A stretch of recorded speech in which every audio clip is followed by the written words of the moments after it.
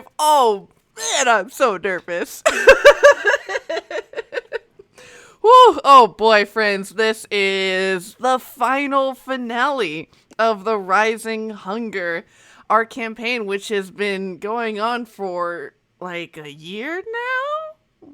I can't remember exactly when we started, but Really? I feel like it's been about a year. We've gone through 3 seasons. We've seen our characters learn and change and die and come back to life, and wow, it has been an amazing roller coaster, and I am so excited to see how this story is going to conclude for the time being. Don't worry, we'll come back with some legacy games, perhaps in the future. But to be able to put a nice little bow on this story that we've had so far. And so this is a horror stream. This is based on Kobold Press's Empire of the Ghouls. Ghouls. And with that, you can expect sort of themes of cannibalism. There's going to be a lot of bloodshed today. It's probably going to be one big heckin' battle. Human sacrifice. Captivated people being used to be fed on by ghouls and vampires. Definitely cannibalism. And so if these are things that you're just not mentally able to handle right now, find something lighter to watch this evening. Yes. Woo! This is, oh man. I'm already sweating. It's called hot. crying It's okay. it's called crying when you sweat from your eyes, Sage. There you go. Also crying. But yes, I will be your storyteller this evening, Sage. And I am the Willy Boo at the Willy Boo. Fun posting online. Donkey Kong was born on July the 9th. And for you this evening, I Like it. you Well done. one snot rag, dark cool, kobold, rogue, leading an army. We're good. No worries. It's gonna be great.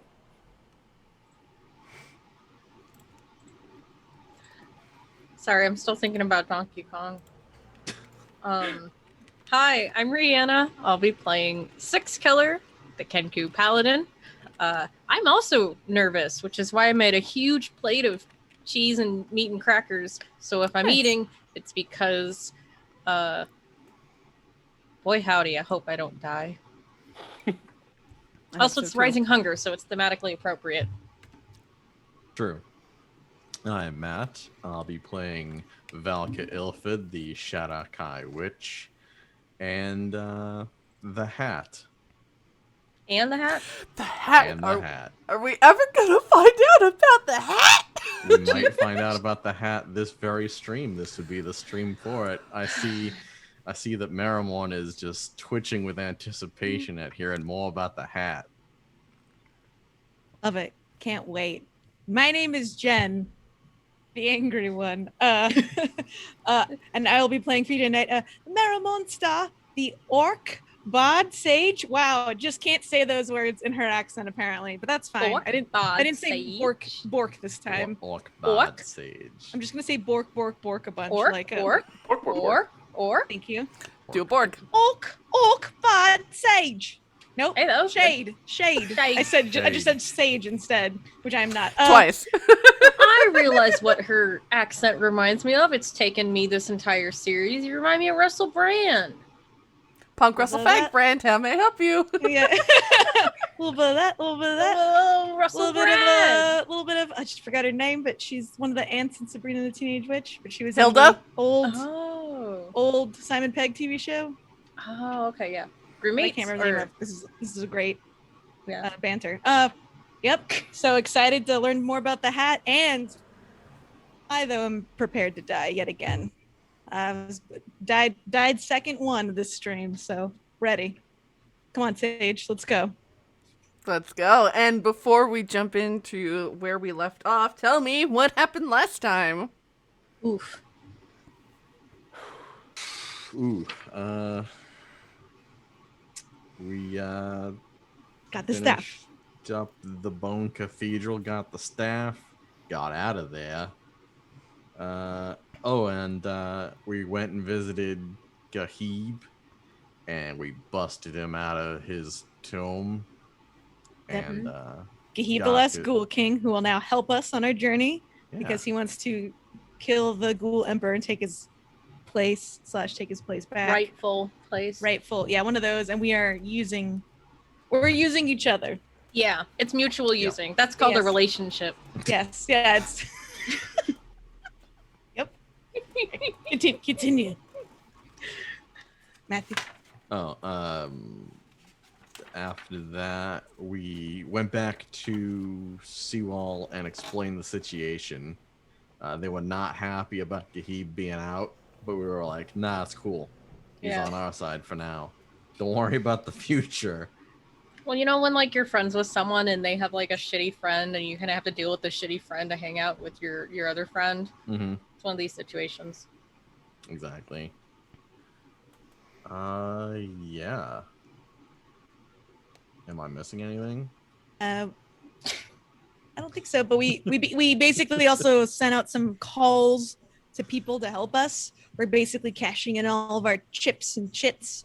So I feel like it's fair to say the 4 of us are going to each be in charge of another group of people to help break up this blood wedding between the ghoul emperor and the vampire queen. Mm-hmm. Feel free to correct me on anything. It's only our last show, so if I don't know the goal by now, I'm ready to die. Yeah, so after you all had rendezvoused, teleported back to Gahib's lair, you're like, hey, cool dude, here's your staff.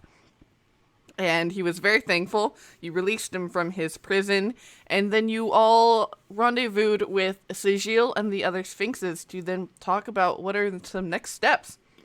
And so you all know that after your 2 weeks of travel up to Vandercool to procure this staff, and then you're able to teleport back, you all have exactly 1 week before the beginning of the ceremony for the wedding, the blood wedding, that is to take place at the Midnight Temple, which you all know is about 2 miles above ground from where you are. You know, after we had that lovely walk between Marrowmorn and and Valka.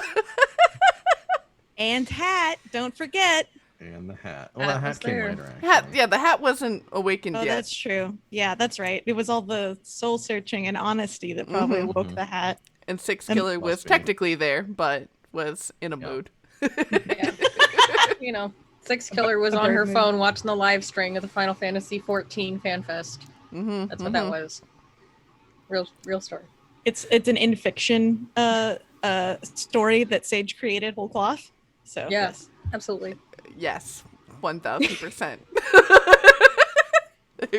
Great puppet show. So you all have a week to be able to plan. What is it? You know, what does this planning look like? What are your intentions? Who do you call in for your forces and your favors? And yeah, what is the plan that you all ultimately come up with? Okay. So something Six Killer does is she calls upon her first date, Hitchcock, and asks, hey, for our second date, would it be cool if you and your entire family came over here and helped us fight off a wedding? And the answer back is, I don't know about fighting, but they have agreed to send their forces and their family to help as medical / triage unit. And they also brought a certain lavender package with them as well. Indeed. Which I guess I could just say right now what it is, right? Yeah. Sid? Yeah. They brought Marrowmorn's body that was under a magical spell so it wouldn't rot. And using a spell of greater restoration, her shade self combines as she makes the joke when they unwrap it. She's like, yeah, I had them bring a little bit of armor for me. So, maybe I could be murdered twice. Got some unfinished business. Yeah. And so she obviously has to spend some time doing that, and it feels gross. She Getting suddenly back in. realizes how much. Yeah. Like before, the meat and the bone, the gristle and the tendon was all sort of just ephemeral or poetic, but now it is very real and disgusting. So. Yeah, now you gotta eat. and all the stuff that comes with that.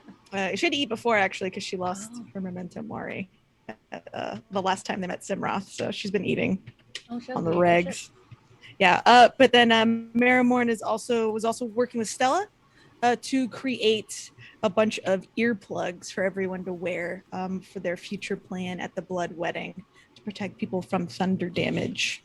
And quick thing with Hitchcock's parents, Page Turn and Locker. Page Turn, who his mother, who she had agreed to keep both LuVon's and Marrowmorn's body there. When she does arrive, you see that she is completely distraught because you can tell that she's trying to break bad news, but isn't sure how to do it. And eventually she spits out, the other one, LuVon, his body disappeared from our vaults. We can't have two Vaughn?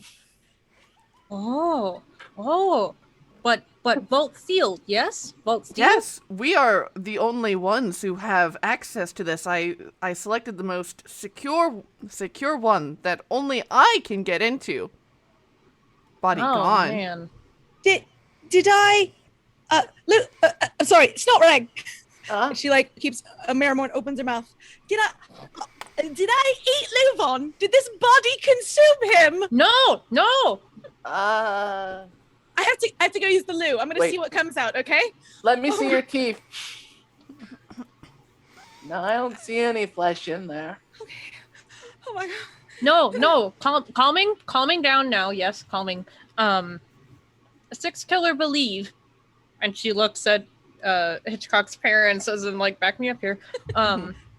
When magics take LuVon, take all of LuVon. Anywhere. Still LuVon, yes? If there was some sort of, I don't know, transmutation magic, something that affected his soul, his body, perhaps that's where it went, because there's no sign of break-in. No, all of my wards were still intact, but it was as if it had simply evaporated. All right. Or again, just ate toe to taint, Huh. and I guess up to. Again, okay. Well, I think let's agree on that one. Your version, please. Yes. Until otherwise find out. Agree. LuVon all there. Even had a couple rings, right? I'd be able to. Okay. All right. And and the Marrowmorn's also sort of talking a little bit with the Ghahib and the Last Ghoul King, or Ghahib and the Knights of the Last Ghoul King. Even the Last Ghoul King sounds like a really cool metal band. It's just him in a mirror that he talks Yeah. to constantly. So It's like 9 Inch Nails, where it's like, it's a band. No, it's one guy. It's It's Hoot really- and the Blowfish metal cover band. Oh my god, it's really progressive though. Okay, so that's the night before we leave. We decide we got to do a little pick me up, and then we get Ghahib and the Last Ghoul King to perform Xyla Bones, all that stuff. Yeah. Okay. Yeah, Cool. yeah. That's what. Okay. Marrowmorn's done describing stuff. Yeah, so we have so Page Turn and Locker and all of Hitchcock's family basically come, and they come with little white robes and little medical bags, and they're like stocking up their bandages and they're putting together poultices and getting ready. All right. So we got that. Also in the week, what does everyone do? During the week, Valka goes out probably with the Gravebinders of Seawall to try to, as secretly as possible, go and find every usable little they were like dwarf houses or something like that were at the temple, and like going up to all sorts of doors or closets or something like that, and they like hoist him up to get to the top of the threshold, and he's like painting these symbols at the top of them that then disappear, and then he helps them. Once he's like got there and got that marked, they enter it and reappear back at Seawall to figure out a next line of configuration, or next line of order, and then return through that, sneak to another spot around the temple, do it in another area, and basically set up a series of little portals that he can like dip in and out of to get himself ping-ponging around the entire temple. Okay, I don't remember from when our conversation before game. Do you just have access to those, or can other people go through those? Yeah, I was rereading it before our stream, and it says I can, but it doesn't say anything about other people using them. So I'm assuming from that wording, I'm the only one that can use them. Okay, that's still really cool though, to be able to have that sort of accessibility. Is there? So I'll draw them on my little map. Where do you imagine them being? Because there are, so to remind you all, this is broken down into 4 concentric rings. At the outermost is where the 7 beacons are that run the circumference. And then that is the dust quarter. Then in from there is the gold quarter, where you see that the streets are lined with these flecks of gold. Mm-hmm. In from there is the spear quarter, which has what appeared to be military barracks and like battlements that had been crumbled. And then there is the diamond quarter, in which is the Midnight Temple and the orrery that Semroth had set up around it. So you thinking like varying levels, or all in one level, or where did you imagine? I was imagining at the very least having about 3 of them in the dust quarter, like those outer rings, that he can ping pong between like north, southwest, southeast kind of deal. Okay. And then probably like a smattering of them in the spear quarter, the diamond quarter, gold quarter, and if you would allow me, 1 in the Temple of Midnight. You cannot get one in the temple. Yeah. All right. So then at least 1 in the diamond quarter. Okay. Yeah. Do it over here. Cool. Cool.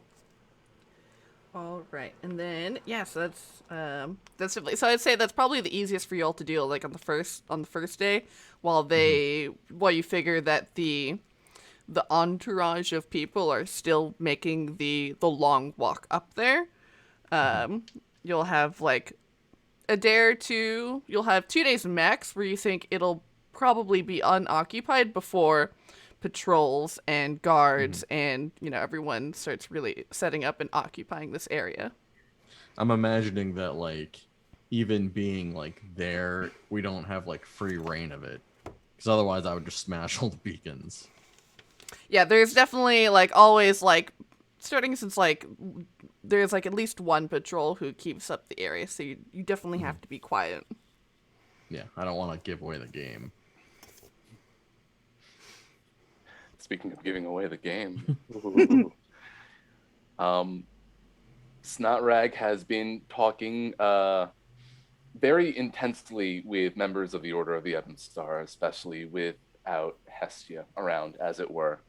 But eventually, it was Snotrag who convinced them that they need to do a little bit of reverse stealing. In this case, we're going to reverse steal some bombs around the outer perimeter. So Snotrag's got his hood up. He's going to go meet up with a couple of buds, and we're going to go out on a night on the town. Nice. What you do get from finally being able to like reconvene with everyone and talking with Stella is the night Hestia was captured was when she had received a transmission on her walkie-talkie when she was in a moment of deep cover and her cover got blown. Oh my God. And she was captured. Snotrag does not let anyone know.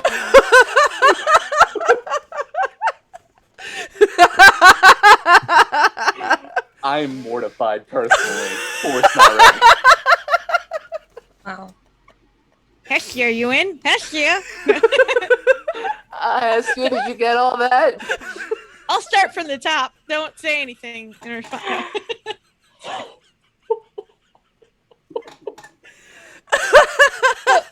be clear, Hestia was captured. She's not dead.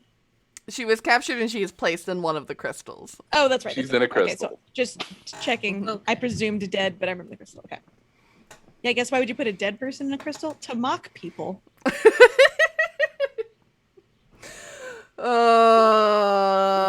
We are Yes. not deterred. So then, No, sir.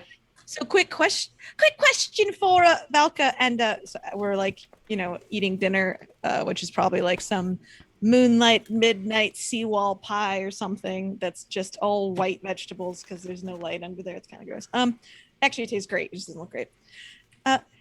Pretty much. Did you how many people are in the crystals now? Hestia, LuVon. Were there other people in the crystals? Let me There- think. There is an individual in each of the crystals. Holy bejesus! Yeah, they were wicked busy putting people in crystals. Do we know anybody else? In We the know crystals? Hestia. We know LuVon. I mean, can you really know someone? But yes. Let's see. Let me. All right. So if there's a possibility. I'm thinking Out loud. out loud. I almost called you Kajira. I'm thinking. Oh no, I need to change that. I'm thinking that if we're able to shatter the stones, the crystals, you and me go and see if people need healing. We hadn't really talked about that, but Grab, send back. Send back to Hitchcock family. absolutely, yes. Not saying they should help us, but if they're in a place where they can, it'd be super great. Obviously, LuVon needs to be hidden in a chamber somewhere where. Yeah, I mean, at the very least, maybe I can. I don't think I could drag them through my portals. All right. Oh. I can. Sorry. Go ahead. I have who's in the crystals. That whenever you're. Oh, okay. you're ready. I could take them back through a teleportation circle to Seawall Okay. pretty fast. Yeah, that's probably the best. Yeah. But, okay, sorry. We're ready. So the individuals in the crystal: Cadence, Melody, Oh. Penelope, Damn. What? Penelope. Penelope. Rude. Oh. Penelope was in charge of catering, Oh. right? They were like, good That's enough. what she get in had the said. crystal. Yeah. Okay. Cadence and Melody are musical god friends. Finally on vacation, huh? Penelope, LuVon's initial hunt. Someone who looks like they're related to the Archduke, Argos, probably like a father or an uncle, something along those lines. There's LuVon, Hestia, and then there is one other ghoul who you all haven't encountered yet. Probably So Stella's seven- family member. 7 people. It's like they're Yeah. goading us. I wonder if we get Cadence and Melody out, maybe they can help us. Although maybe not. They might be too weak to be able to do anything. They helped give Simroth sort of the gift of unvoice, right? So maybe they can help silence him. Smart. Or maybe when we kill Simroth, we can Free them. give Oh. something back. Yeah. Sounds like we have another epic show after this if we survive. Or our ghosts will, at least. We'll dance upon our own graves. Excellent. More me. Thank you. Yes, yeah. Yeah. So the Order of the Open Star. That is what you discover as you take these individuals and begin setting up charges around these beacons. How many charges do you place around each beacon? That's a great question. Based on what I have here, Based on the mathematical properties of crystals. if I have to think about it, I mean, a crystal really can't make a dexterity saving throw. So No. think about it like that. It will fail. And when you say crystal, do you mean they're just glass? Because there's really no such thing as crystal. It's just very clear glass. Got him. Oh. And the stones crack from embarrassment. Actually, that is kind of a great question. Getting up close to the crystal, is there a way to check for density? yeah, if I guess make one, definitely one of the agents in the order. Actually, Stella could, being a smith, she could definitely take a look. Roll me I guess she would be able to tell you that these are not quite like diamonds. Basically like a cubic zirconia kind of level density. Like moissanite. Okay. Breakable, but are able to channel arcane energies, stuff like that. So we gotta pick up Recharges a pop. yeah. We gotta pick up another crystal to bash it with the other crystal. So that's the only thing. Ooh, Oh, yeah. got Let's count on debris, and then we can fight with crystal weapons all over the Oh, that'd be battlefield. cool. All right, so we're putting 3 charges on Yeah, each. around the outside, so that shards can blast inward. Cool. Creating crystal claymores. Hitting our own friends. Yeah. Crystal Claymores is my Crystal favorite Claymores is- band. yeah, absolutely. All right, so each crystal will take 9 d10s. Do you remember that time they Give me 3 infiltrated the charges. band Crystal Castles, though?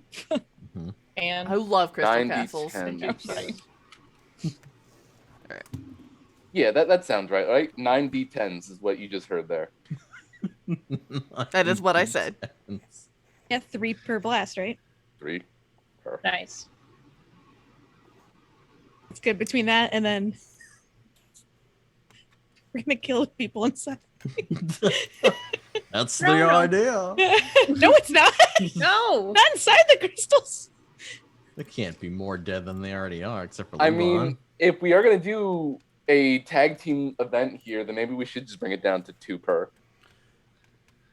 We don't know It is dice how big rolls. they are. Yeah. Also, if you really want to argue about it, they can't die because they would only be taking 1 death save, so it's not death.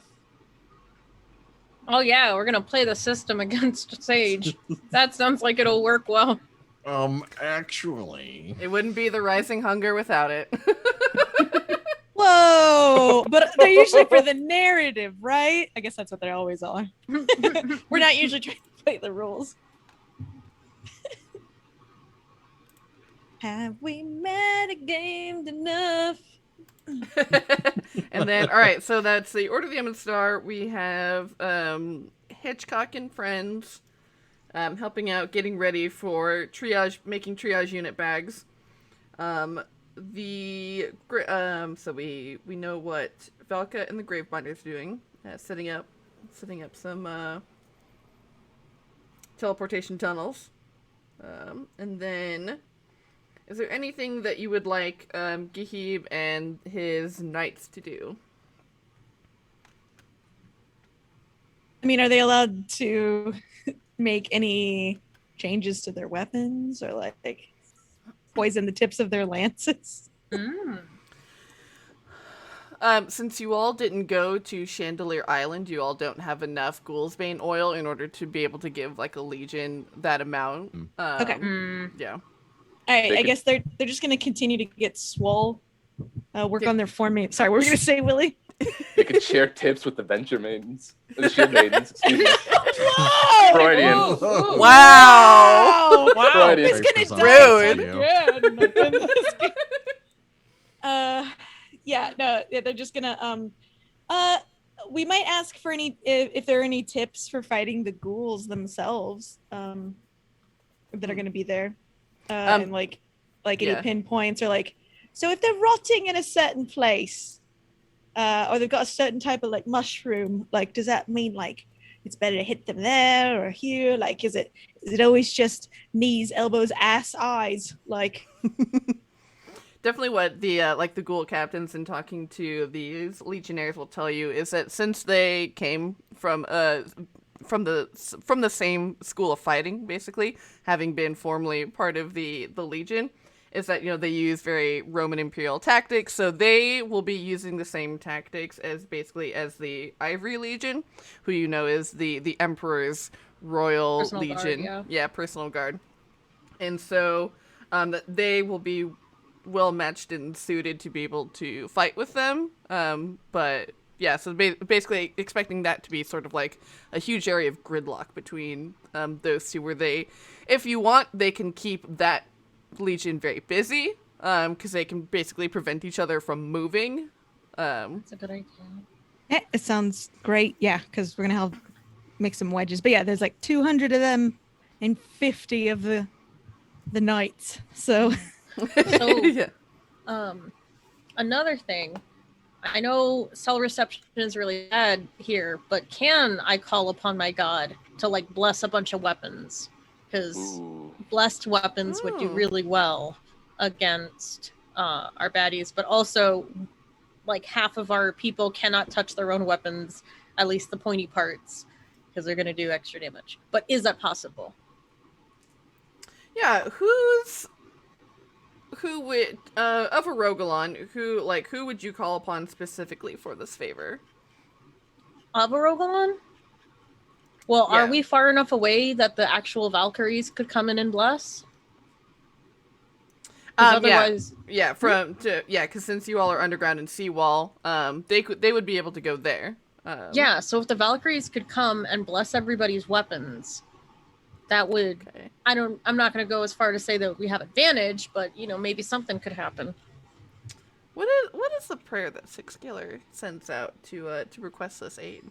Six Killer sits down and says, "Hey, Orogolan, it me, Six Killer. The Six Killer know that journey difficult. Six Killer not call upon Orogolan as many times Six Killer maybe need. So hope this work in favor. Six Killer need big job done.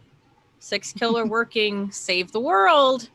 So if Orogolan help, Six Killer do better job."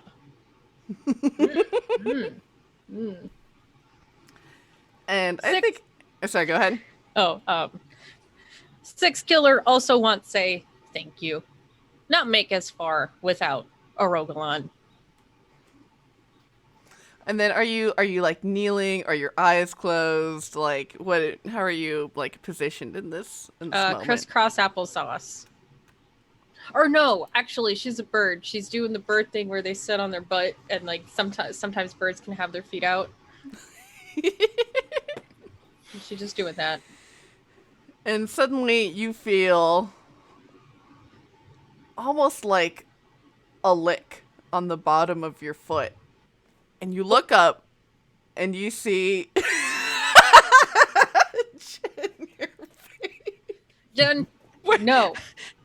finally into the horror part of this game. Thank you.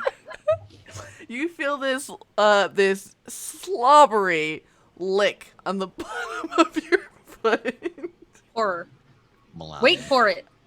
And you look up and you see the shimmering outline of this big, large, drooly dog sort of manifest and sits down in front of you, and it's got these, you know, big hanging gels with these little sparkling just shimmers of drool that just bloop, plop off of his face, and you hear a big woof. And you see this dog go over to your sensor, and like you see this drop of drool just bloop right onto the edge of it, and suddenly your weapon begins to glow with this beautiful radiant light. And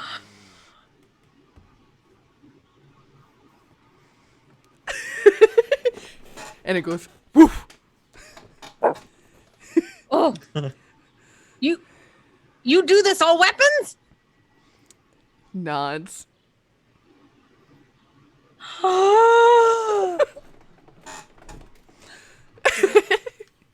So, for each Under of her these... breath, she says, "Religion pay off." So for each weapon that is blessed with the blessing of Arogalon, it will yeah, from the drool, from Arogalon's drool, you he will do an extra 2d10 radiant damage. And if it's against the Emperor, you have advantage on attacks against him. Oh! It's on front and Oh! center. Oh, you know Six Killer is gloating the whole time. See weapon glow? See weapon glow? That god! That Six Killer god! Marrowmorn is just like, good God. Yes, thank you, Rogue. Maybe I'll convert if we live past all of it. Yeah, okay, sure. She pulls out her two weapons, her skeletonized hand sword, and then her, can they lick an instrument? It's gonna change my songs, is it? No, just sparkle, sacred. Better song, maybe? I will say it will have to be like melee or ranged weapons. Like you could do like ammunition. Okay, she'll just do the sword then. She's just like, nobody's auto-tuning me, thank you. It's the dulcimer away. And gets her the sword that's like the blades grasp in the hand of a skeleton she found at the very beginning. She's like, this is a backup. He gives a little boop with his nose. Oh, thank you, love. Oh, Six Killer.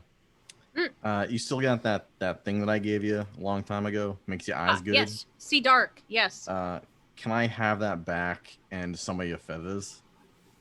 Okay. She hands it back. He just like and takes feathers. it and takes some feathers, and he's like crunched into like a pile on the floor, hat covering everything he's doing. You just see like the elbows hard at work. And when he gives it back to you, he's basically just stuck the feathers in at like weird angles. And he's like, there. It doesn't do eye stuff anymore, but jump. Six Killer jumps. When you jump, a truly massive pair of black feather wings appear behind you and like lift you up very gracefully as if they were your own. Oh. And then I fall down. Yeah, and then after about 6 seconds, you fall down. Oh. Wow. You might need to get a little used to that, but Oh, this do more once? More than once? oh yeah, jump. Oh. And then she falls down again. Yeah. Wow. She will give Valka a huge hug and say, Valka, good friend. Many things. Thank you for that. And remember, fuck what the Raven Queen wants. You get to fly. Yeah. Six. She points to the shiny weapon on Valka. Well, no, you don't get to. I guess I have to point my censure. So, sorry. Points to censure and say, yes, found new god, yes. Exactly. You carve your own fate with your own god. Don't worry about whatever the Raven Queen had to do with all the Kenku in the past. That's over. That's the past. You get to fly now because you deserve it, and I decided to give you the thing, but also you deserve it. Huh. Thanking Valka, yes.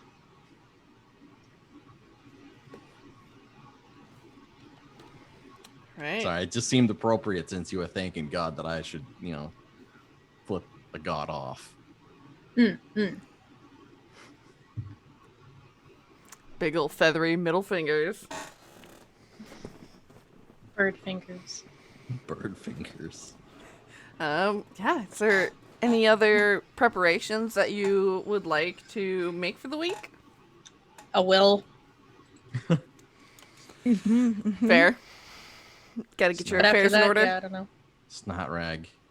If I should perish, I just want you to do one thing for me, if that's okay. Oh, okay. What is it? Do not let Marrowmorn get the hat. Can I have it? Yeah, you can have it. Okay. I think it'd look really good on you, actually. Snot rag. And Marrowmorn just sort of like does like a little lean, like hand on hip, arm out, like on the table. You know there's something really wrong with this hat, right? Nothing wrong with the hat. From down here, it looks like a nice hat. I can't really see on top of it. I Yeah, mean, we're gonna it's got keep some it weird. that way. It's got some control. What was that? Huh? Sorry, what you were saying What? something? So here's the thing. Don't. There's clearly something odd going on, some sort of magic we don't understand. Again, I didn't study haberdashery. I studied the insides of people, and especially around the throat department. So all I'm saying is, just don't put it on your head, all right? Like that's fine. Like you can keep it, you can like put it in a shadow box or whatever, but like don't wear it. I mean, do whatever you want after. Just don't give it to Marrowmorn. I'll be dead. So why would you care about your hat? Shh. Don't think about it. Just don't put it on your head, all right? It's not rag. Well, I'll get you a better one. I'll get you There's whatever you no want. such I'll get thing you a as custom. better hat. I'm We don't have getting time for that. hats. Yeah. Well, maybe I should become a haberdasher. Yeah, if we live, absolutely. I'll send you to haberdashery school as long Well- as you never put that hat on. I mean, living's out of the question for me now. Well, sorry, you know what I mean. As long as we don't become more dead, you and I. Oh, right. Ugh, sorry. So weighty. All this blood. Okay. I'll Just don't take put it the on. hat, and I'll take your hats too, and I'll go to hat school. I'm ready. Okay. Marrowmorn wants to do more with the hat, but she doesn't want to belabor the actual game for a moment of character fulfillment. There'll be plenty of time after we die for the hat to prevail. Oh, good. Is this hat going to do something with my body? Don't worry about it. Pervert hat. Wow, we have a whole week of that, huh? Yeah. A whole fucking week. Six Wow. Killer. When you were on your cell phone, not when we were traveling in the tunnel, it was all this. It was like the edge of friendship, if you will, like a morning show where the hosts have turned sour. So Six Killer remember through haze. Yes. When all finish, sit down, have family conversation, no fighting. Yes, Yeah. yes. But before that, much fighting. Oh, yeah. Others. Much Yes. fighting, yeah. Yes. Glad Yeah. understand. Yes. Yeah, let's go fucking wreck some shit. let's do it. But Valka, I just don't trust your hat, I guess is what I'm going to say. So, and Yeah, because well, it's on you, it's an extension of you. I guess I don't trust you. Wow. I think you're making this out to be more than it is. I was trying to find a way to link it to a molehill, but Yeah, I was like, couldn't come up with anything. Am I making a molehill into a witch hat? Kind of the same shape. I mean, for one, it doesn't Am even I have teeth, so Why does your hat? Okay, you know what? Temporary truce on the hat.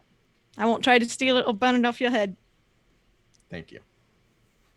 We got And other what- things to burn. No, what's the side? What's the other side? You won't let the hat eat us, kill us, do magic on The us. hat would never do any of those things. Well, it's funny because Afka was also not going to do any of those things. Yeah, Right. it was an asshole. But before you knew their true form, you thought that everything was okay with them, right? That's a bit of a stretch. It's kind of like you don't know you're in a bad friendship until you get good friends, right? I suppose. Is the hat And- the friend you're talking about, the good friend? No, Marrowmorn. You, Six Killer, Snotrag, and LuVon are the good friends. Oh. We had a bonding moment. Actually, we had several over the course of our adventure. I agree. We might have more after this is all done. I hope so, and I hope it's like a group bonfire featuring a certain Same. accessory. I think Oh. when this is all over, we can move past hat talk. Yeah, you know what? I'm actually probably not going to live, so it doesn't really matter. But tink tink. Oh no, there's a lot of blood in there. Blub, blub. Yeah, let's get to it. Sage Right. on their ground. Who lives, who dies, who's a haberdasher? Yeah, I mean, it's been a good run. Yeah. That's fine. We made. I think that's the first reference. Period. Yeah, reference. Period. Yeah, Yeah. period. Period. Yeah, Absolutely. period. Sometimes Oh. the journey of 1,000 miles ends with getting caught out of the river by a bear and eaten. What? Hagfoot told better stories. Oh my god, this is a bloodbath. Everyone stop. We're friends. What is the general plan for like day of the wedding? Now that you have your charges in place, you have your network of tunnels set up. When it comes, the time passes. You all have your moments to be able to prepare. Sleepless nights, laying awake, nervous, twitchy. How do each of you take this and handle this tension that continues to rise over the course of a week? Amazing tension. A little gruesome. Valka But I think probably just. Mhm. Go ahead. No, Snotrag is just gonna basically probably take off his limbs and kind of lay flat on the ground and just kind of decompress until everything's all good to go, and then put himself back together. Valka expresses his stress through writing every single thing he thinks of in his journal. Yeah, 6 killer praise again. Marrowmorn measures herself for her own coffin, which will then be burned. She's always just loved the aesthetic of them. And tucks that away somewhere in Seawall, and then writes down a bunch of lyrics. She knows she's gonna be a rip-roaring. Nice. And so the day of comes. What are you all intending to do? Okay. So, our goal is to get those crystals open as soon as possible, right? Yeah, we gotta fuck up them beacons quickly. So Yeah. level the playing field. So, the Order of the Ebon Star is going to try to move with the Knights to move in and basically throw a little liquid sunshine in the way as we clear a path towards the center.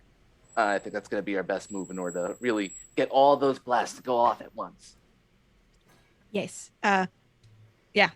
The ghouls can do like a little wedge formation when they show up. It's kind of like pierce the wedding parties. And while you're trying to work on getting your blast from the center at the Midnight Temple, I will have my little curio that Valka made me. Thank you, friend. Just like overusing the word friend now, chum, bud, pal. Buddy, Very good annoying. pal, good friend. Yeah, good friend. Yeah, good friend. Threateningly. Almost, but too much. And when those bombs go off, also be using a little bit of firepower to project my voice and try to shatter them. Because and as we know, each of them is filled with a person, not just LuVon, not just Hestia. A lot of friends. A lot of people. Mm-hmm. When you do that, Marrowmorn, I'm gonna try to go to individual ones in case they didn't quite break and finish them off in a very specific order that should be to our advantage. Perfect.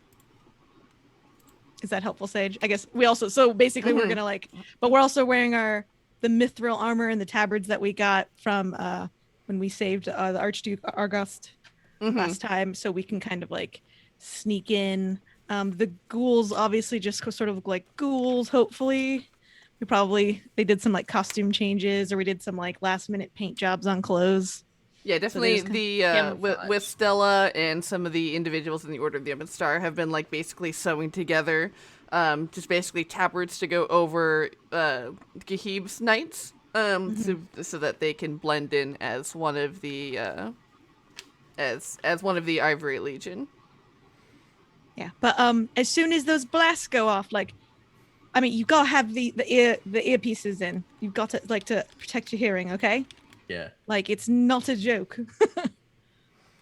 So I'll say while you have those in, you will be basically unable, or you'll have disadvantage on perception checks that require hearing, but you'll have advantage on any saves against thunder damage as the trade-off. So it'll be very hard to communicate. We'll basically have to shout at each other.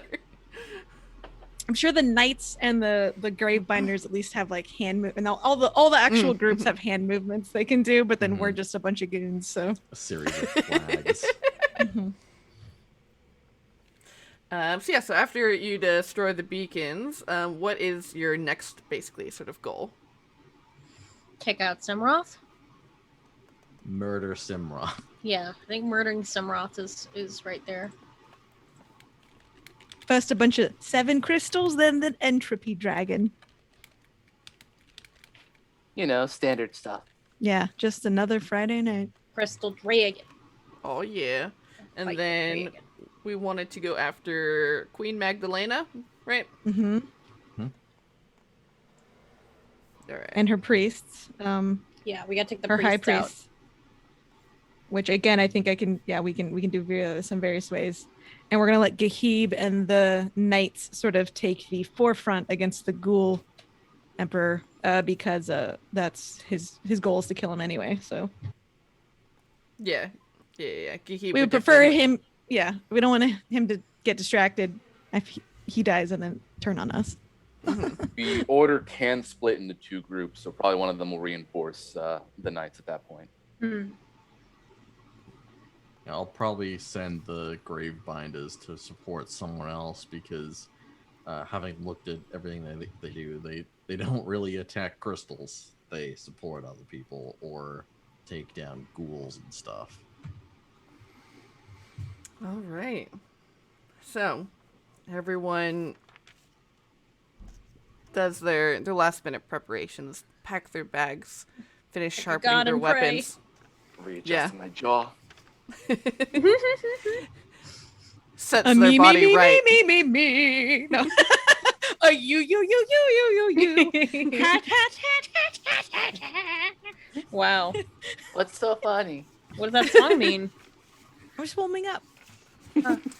Is it annoying? 6 kill. Not brag. Oh, beautiful. The answer And, is yes. Okay, cool. Hitchcock will come to you, Six Killer, and will offer out his feathery fingies to take your hands. Oh, And he will say, Hitchcock. I know we just had the one date and you saved us all from vampires and your friends died, and this has been a really unusual acquaintance that we've had so far, but I see what you do and I see how important it is and how brave you are, and it's inspiring. And I hope after all of this, if everyone is okay, that we can have a second date. Oh, Hitchcock. I'm not gonna lie, I was kind of expecting a marriage proposal at this point.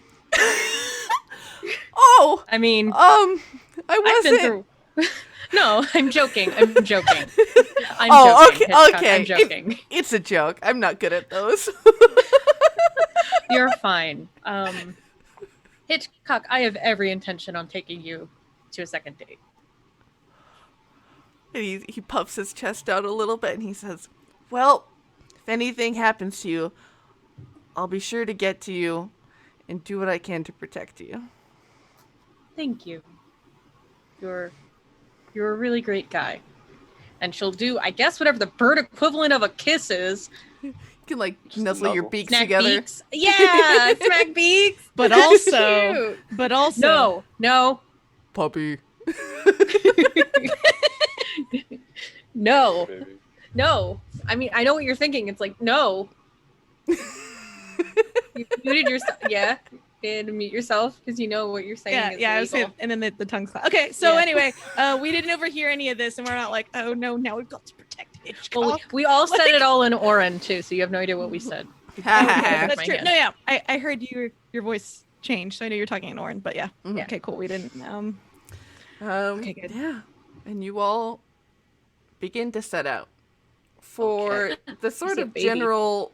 I see a baby for good luck. 1 second. Mhm. Baby for good luck. Baby. Baby. Baby. Oh, good luck for LuVon. Oh. What is so we are going out the beacons first. So the Order of the Ebon Star is going with the knights in order to sort of make that initial sort of pierce through towards the center, right? That's right. All right. As you all begin to head out, and you all emerge from this tunnel that is in the midst of this huge bowl-shaped thaig that you see has now been absolutely transformed. The temple is this building that is no longer pure physical black stone that it was, but now you can see that it is enervating with this darkness and this energy. You see that the orrery that swirls and crackles around it with darkness, with the sort of constellational light that you had recognized within Simroth.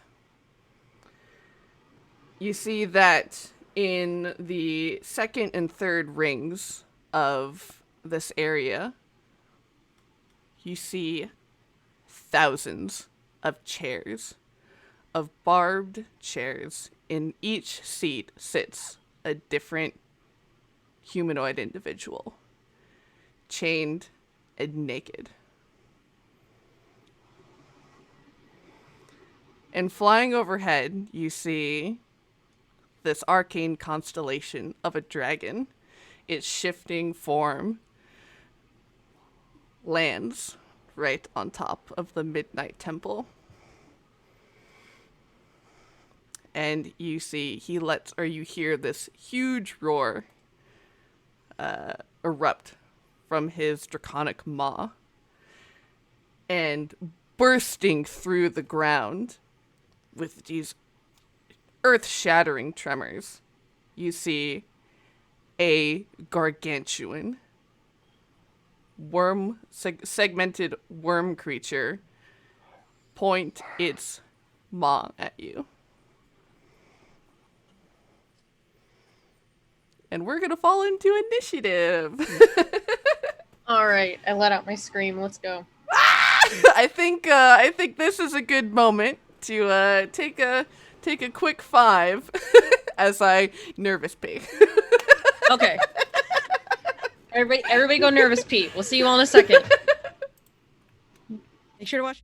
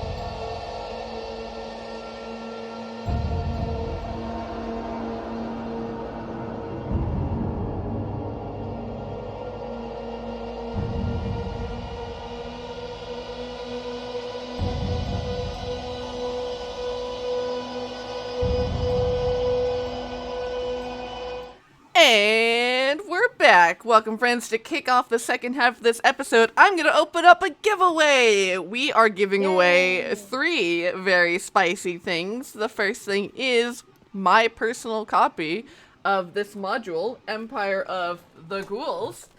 Ghouls. The Ghouls, where you can see this beautiful book, where you can see images like this purple worm creature that just popped out of the ground. Worm. Worm. Worm. Oh, worm? Worm. Beautiful art. This Very book is filled Riana. with A worm? Oh, Worm? Worm. Well, Worm bird. Oh, Yes, worm. my personal copy of Empire of the Ghouls, along with That my is- very own DM notes, so you can see what I changed, how I changed it, what other cool stuff that I wrote in, and my text boxes that I write for, for the whole campaign. The second Wow. thing I want is that. Can we enter? I already have a campaign book. Are we but I allowed to enter? I want that. Whoever wins, can you with- photocopy it and want send the it to me? talent. Yeah.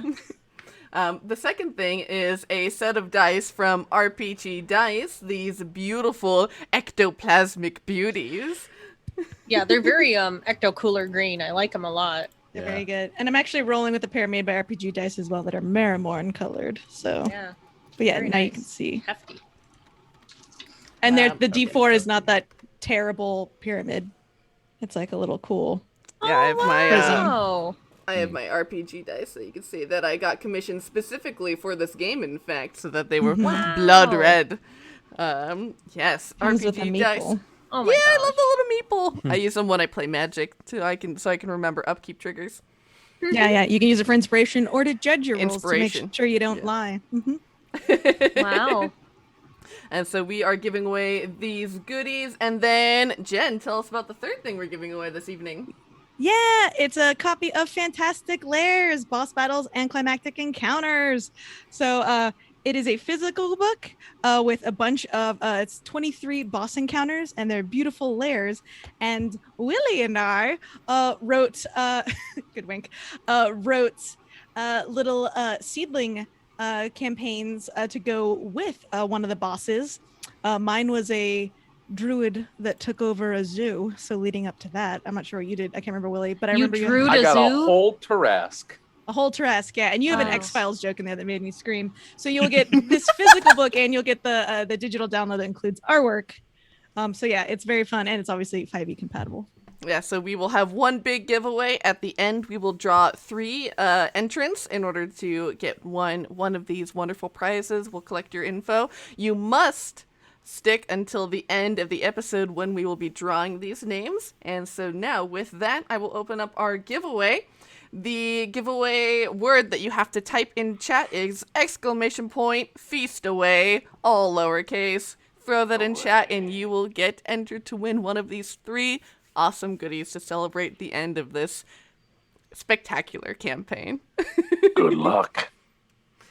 And with that, let us fall into initiative, having taken in this scene. So kicking off first, we have the Order of the Ebon Star.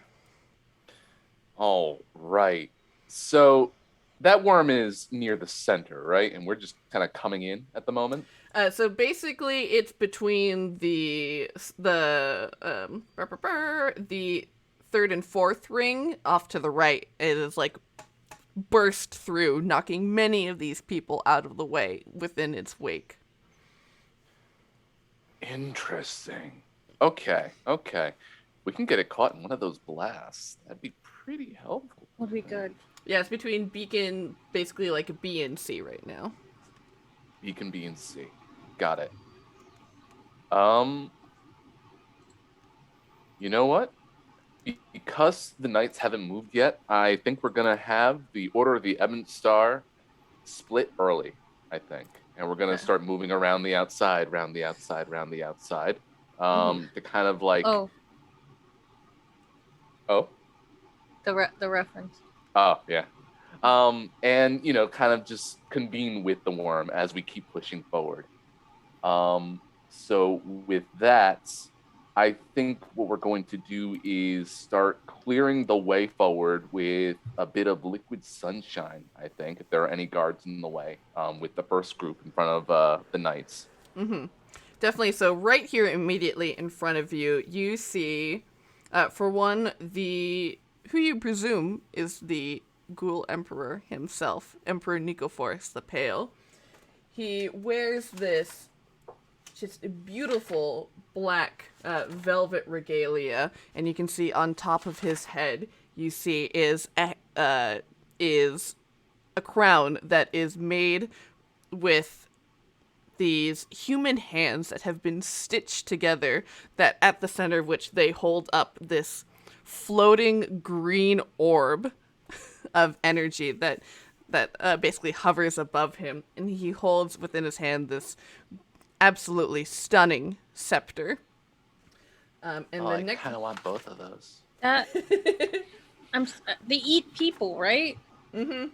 That's Yeah. like making a crown of fucking Lunchables.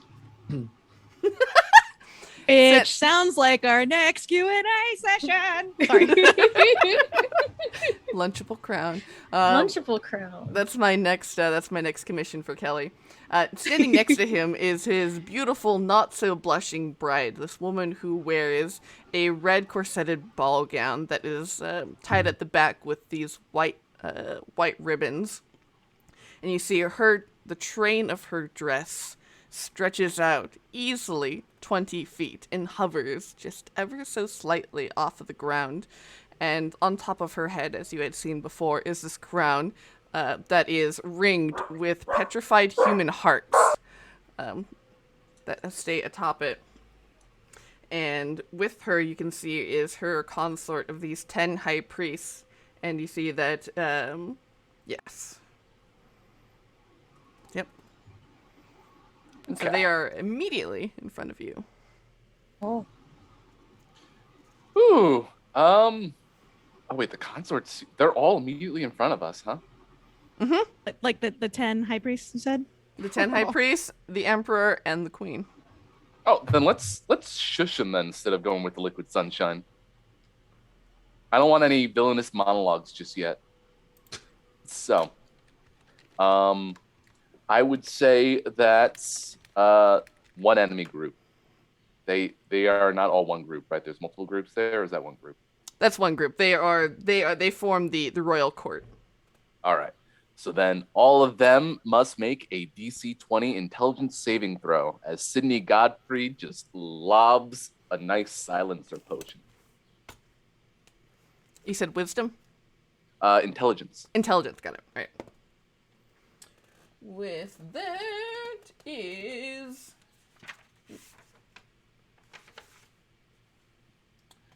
that is a 21. Rude. All right. So that didn't work. So then they should just stab Caesar. Yes. Yeah.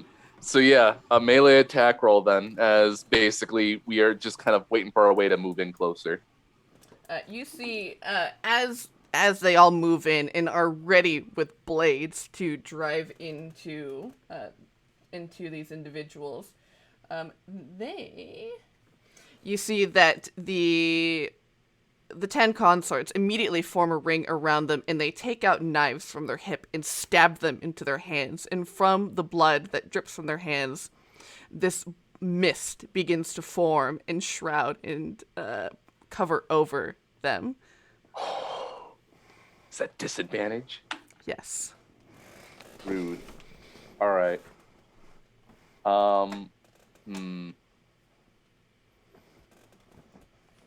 Are you telling me that before I go to stab Caesar or as I go to stab Caesar? As you go to stab Caesar. Okay. So roll You with as disad. you as Sigil, right? Not you as Snellrag. Oh, not me as Stomach. This is just our group. Yeah. And that will be a 17. That will not quite hit. Ah. All right.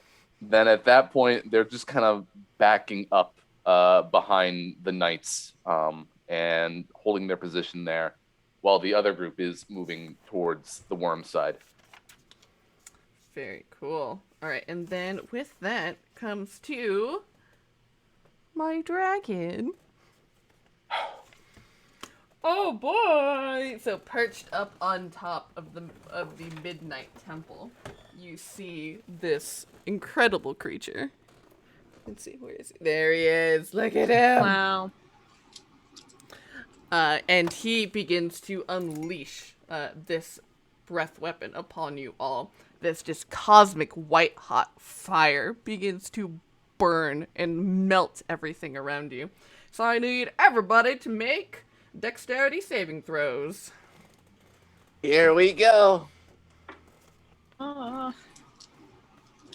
DC 20. And then, yeah. Your according faction who is with you will will use your same stats for saves. Okay. Cool. So I have to hit a 20? Rip. Yes. A 20 or above. 27. Woo! Shit! Yeah, I only got a 22. All right. That's good. At a 4. Oh, For me and the binders. that's exactly a 20. It's an 18 plus 2. Nice. Oh. You are... Alright, so for all of you who succeeded, you'll take half of 45 damage. And then, for everyone who failed, you will take 45 damage. As you are just burned with fire. And sorry, when you say everyone, you mean our characters. Sorry, I know I'll be there soon, but not Yes. not the. Okay, cool. Yeah, I'm keeping track of their life totals, basically.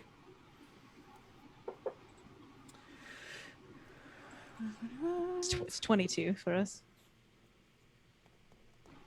Some of us. And then, let me roll for. Oh, got to take out 1, 2,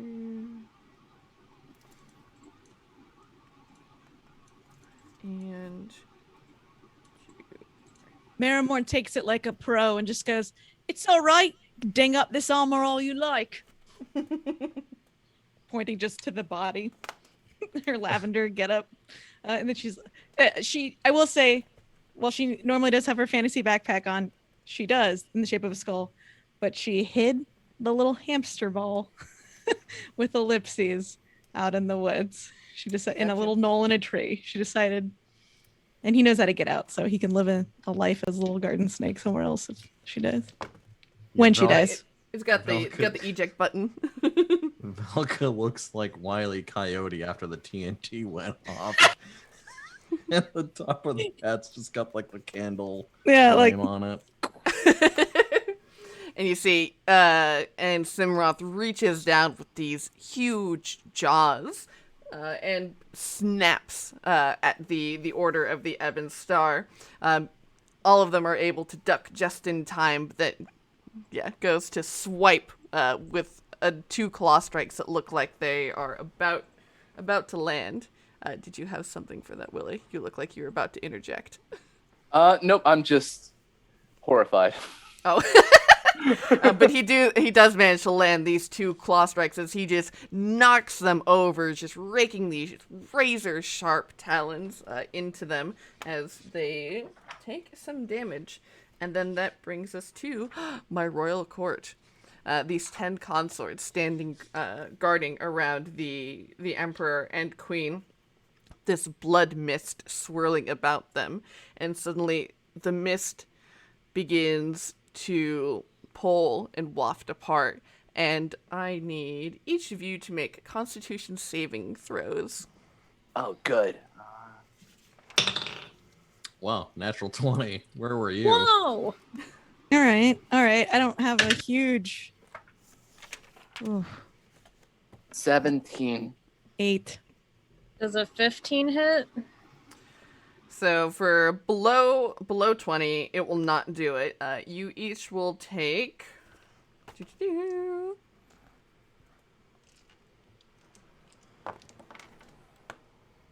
I'm starting to think the party should have gone first before the royals. Yeah. We could never be royals. You each will, Royals. for each of you who failed, you'll take 22 necrotic damage as you feel the life get sucked out of you, and you see the blood within your bodies, what coagulated and dead it might be, just Ow. flows out of your orifices and joins with this cloud, and you see it seeps into all of these consorts, and you can see that they look invigorated by that. Gross. Marrowmorn just goes, just like I planned. She did. Do I not get? She knew they were gonna take her blood. No, I guess I don't. I thought I had special against that, but I guess I do not. I just have a special against that, if that makes sense. And I still then, get hit by Against it. that or against me? We're just gonna keep doing this all night. No. and then that brings us to the Shield Maidens. All right. So, are we still going after the beacons? Is that our plan, guys? Yep, but I don't think the shield maidens were gonna do anything about that. So it was Okay. Then I will. I guess I'll go after the priests. Sorry, I mean you can, but based on No, but it's true. I'm not doing it. Okay, so I'll go after the priests. So I have it. This is exactly 50. Do I have to move to them, or are they close enough? You do not have to move. Do not have to move. All right. I don't think I have enough to do anything else then. And no one needs rescuing right now, right? We're all good? Still doing okay. Okay. So what I'm going to do is first they're going to yell out their big support. So everyone has advantage on your first attack rolls coming up. So Nice. once the support is done, I'm going to attack 3 times. So our javelins, each creature within 15 feet must make a DC 20 Dex save. All right. That is a 19, so they don't make it. Ooh, okay. So everyone is taking 6d8 piercing damage. And Alright. since I have 1, 2, 3, or just 2. No, I have 2 extra grace points. I'm adding those. Mm-hmm. So that's 2 extra d8s. So a total of 8 d8 piercing damages. Woo! So do you want me to roll them? Let's see. Actually, if you click down to the bottom left of your screen, there's like the little D20 icon. And then it should pull up like a little boop of like all the different dice sizes. If you're looking at your character sheet on D&D Beyond. Yeah. Oh, on the left. I was looking on the right. Okay. Yeah, So bottom D8. left.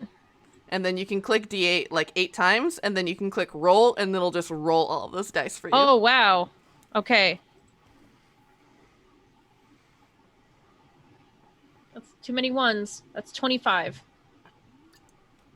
All right, they're taking 25 damage. Sweet. And then anything else? No, I've used up all my points this round. Nice. And then we go to Hrigala, the jaws of Vardsane, my purple worm friend. You could call him your worm son. It's fine. We know. Yeah, you can call him your... Oh, I don't know how to put that together. I guess just Worm Son. Worm child. I was gonna go like Worm Son. Sorm. Sorm. Sword Worm. And you see these, after this head of this segmented worm-like creature had emerged from the ground, you see it lifts up these long black tendrils that snake out from its body and begins to lash. You see the Knights of and Gahib. And we're gonna roll some attacks. And you see two of these attacks land true, and you see that the knights are just basically tossed aside and thrown back and are struggling to get back into formation as this just dark black energy begins to just seep the life out of them. And sorry, when you say the knights, you mean all 50 of my knights? Mhm. Ish. Okay. And Cool. basically, like, because these are like huge tentacles. Oh, no, I agree. I was just for everyone at home. It wasn't 3; it was 50. A bunch of oh shit, my races. Yeah. Okay. And then that brings us to the Gravebinders. Oh crap. Yeah, the Gravebinders, seeing this worm has emerged and become an enormous problem. They look upon the forces that are now engaging, and coughing up dust, Valka just points at the worm because he's just took a huge amount of fire damage. And the Gravebinders advance on the worm and use Ravages of Time 3 times. So the worm will need to make a Constitution saving throw, DC 20, 3 times. You can only use one action once per turn. Oh, okay. Then I'll use Ravages of Time and use all of the points to do. Okay, so 5 plus 10, so yeah, DC 20. All right.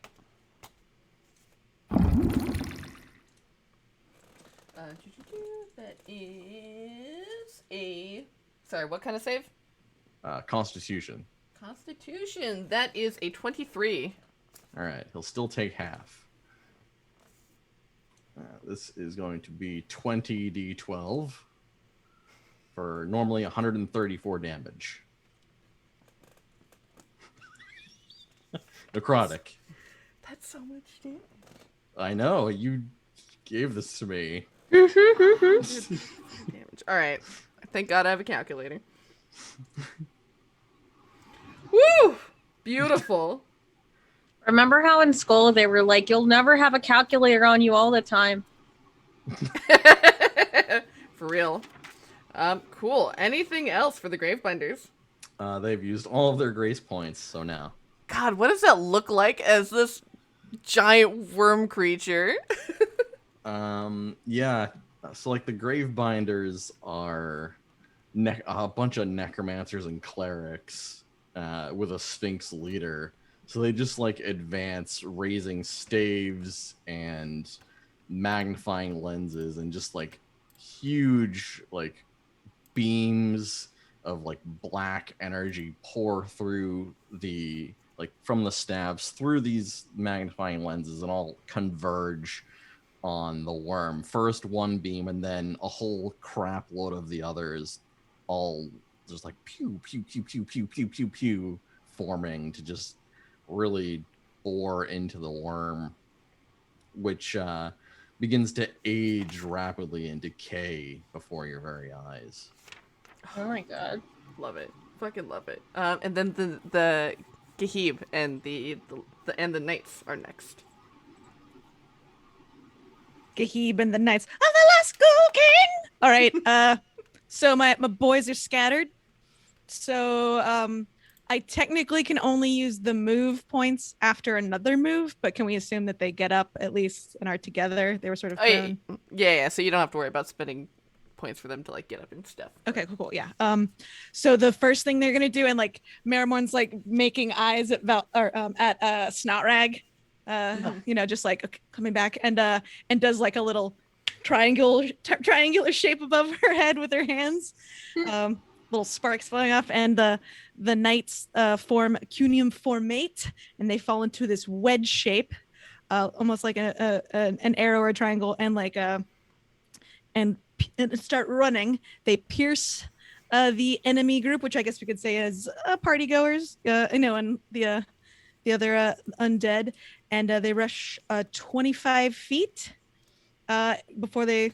I mean, I'm guessing that's about when they hit people. So the crew must make a DC Strength saving throw. All right. So we have for us to move or have them knocked prone. So we're doing a little charge. They have failed, but they will choose to use one of their legendary resistances to succeed instead. Okay. Most notably, sorry, as a brief pause. Most notably, you all haven't seen the Ivory Legion yet. So it's no, Interesting. And so it's the royal court that's right in front of you. It's the royal courts. We haven't seen. Yeah. Oh, great. So we're missing the 200 troops. Mm-hmm. Okay. Look, they're behind us. Marrowmorn's just like, look behind me. The Well, worm ate them. yeah, probably. It's a Trojan worm. Yeah. Oh, God. It's full of them. All right. Well, still gonna move forward with this because Marrowmorn probably didn't notice this stuff yet. So your target, or sorry, you all take half damage. 66. Excuse me while I. Oh, so 3d6. Excuse me. Well, you'll roll 6 and have it. Yep. Aha. So they will take 10 points of damage. Got it. And then the knights, while they were in a wedge shape, they start to like throw up their little shields that probably have like a variety of unfortunate graffiti on it at this point, since they were ghouls, and so they're not always around their armor, or they're partially undead and hidden, and like they couldn't get to their armor, so there's probably like, you know, tag signs from kids, genitalia, just all sorts of stuff. But you know, it's just adding to the shock and awe. And they're gonna perform hold the line as and then so they make this so no one can move past them. Mm-hmm. And then they will move their 100 feet because they can only move after they do hold the line. Very So cool. they must make a weapon. So since they are moving forward with their shields, they also then are making a melee weapon attack with the shields. So let's see, to hit, just rolling it one time. What does a 17 get me? So close. Yeah. Okay. All right. So they don't take any damage, but they're holding the line, so no one can get through. At least to what's behind them. And Sage, with my rally cry from the maidens, they don't get advantage. It's only characters. Oh, they do. Roll with advantage. Sorry, I totally forgot. Yes. What does an 18 get me? That is exactly your number. Thank you. So then they will get ready for some. Oh, it's piercing damage probably because they're also holding they have their shields and their lances. So the lances are fine. The lances were not graffitied at all. Those were locked away in like the good area. So I'd say there's not a lot of room to like write. Yeah, draw a penis. Yeah. And then, since all of their weapons are blessed by the holy god Arogalon, they'll get their extra 2d10 on top of that. That's right. So we got.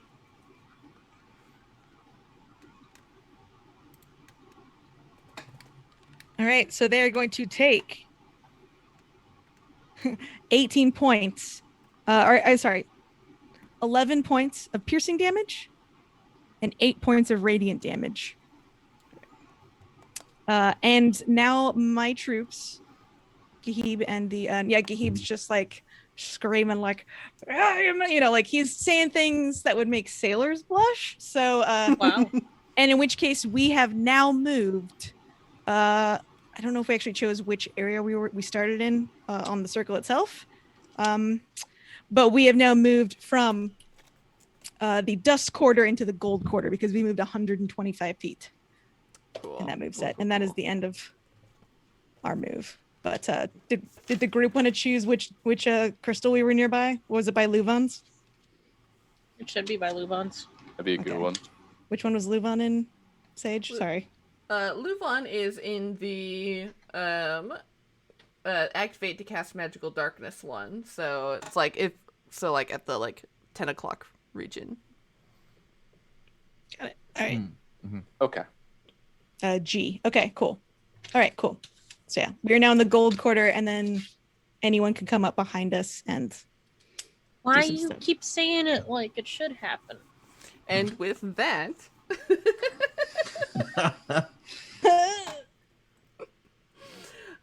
You see Simroth takes his claws and begins to form the shape of a large lion. circle.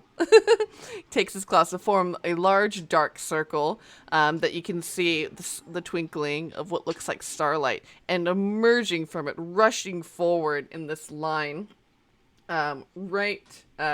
basically right out of the Midnight Temple. You see a couple hundred of these legionnaires pour out and begin to take up a defensive position right within the sort of center around around this orrery, and forming this very defensive wall. And they are basically using their actions. So you're going to have, if you want to try and get at the royal court with any ranged attacks, they're going to be at disadvantage, as they're basically using and lifting their shields in order to protect them at the center. And then that brings us all to you guys, or to you folks. Okay. The core is really protected at this point. How about them charges? Let's blow up some of them instead of all of them. Okay. We got this. Marrowmorn pulls out her little Y-shaped stick with some string around it, her curio that Valka made for her. All right. So are we going for behind us at this point? Because that's the closest we've got, at least, with Snot Rag in tow. Yeah. The other part of the Ebon Star is going towards the worm at this point, but probably isn't close enough to those crystals just yet. Yeah, unless somebody bounds with you to get you a little bit closer. They are close enough to detonate the charges. So we could get two sides of them. We might just be missing, one crystal at the end? You could get, basically B and C, and then, G and F, or F and Okay. E. So there would be 3 left over from however you want B, to C, configure it. D. G and Resistance F are, to the dead. big ones. Yeah. The ones we'd be left are resistance to undead, immunity from divination, and preventing celestials from entering the area. I might be able to. Yeah, we can do some. Yeah. Yeah, so you can angle it so you can get 4 out of 7. So however you want to arrange that is up to you. You see Snot Rag just kind of mouthing into the Rocky Talkie. Let's go, let's go, let's go! Your side, your side! And then... Oh yeah. Huge explosions All right. erupt from the ground, casting all of these, casting dirt and the people in the ring in front of them aside. Roll your 9d10s. And these D10s are across both charges? Yeah, so each one will take 9d10 damage. Okay. Sorry, which, I didn't hear exactly. Which 4 are you aiming for? We are going for G and F and B and C. Oh, those are the ones. Okay, Right? that's fine. Yeah, that sounds right. Okay. Let us use digital dice for this one. Yeah. Marrowmorn's watching these explosions or the crystals before doing anything. That was loud.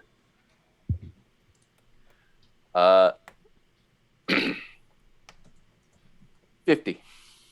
All right.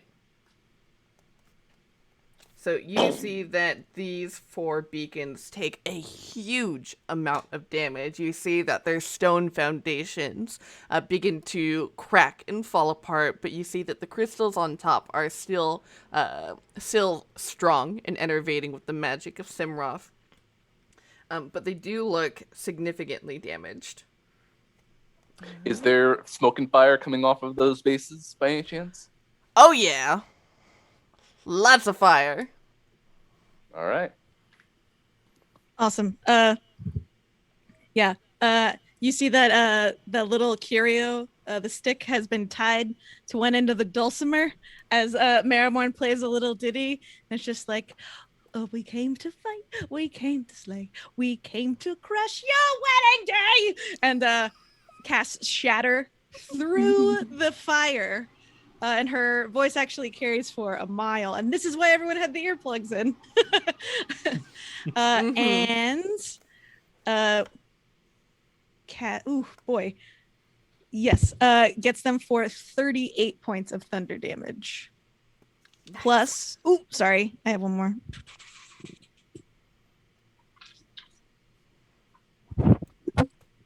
Oh god. 48 with my bonuses. Okay. Ooh. All right. You see, these beacons are just a fraction of what they were just moments ago, just barely standing. 2 hit points. They have 2 hit points left. Can I... what level is Shatter? Oh, you're muted. I did it at level 7. Oh my god. Thank you for your service. So they're 100 points is what I'm hearing. Everybody.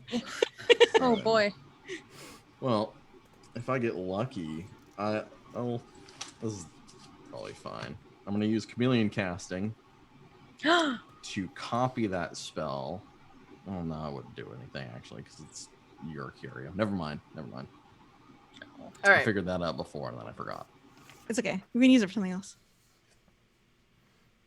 All right. And then, with that Marrowmorn, Valka, and Six Killer, what would you like to do?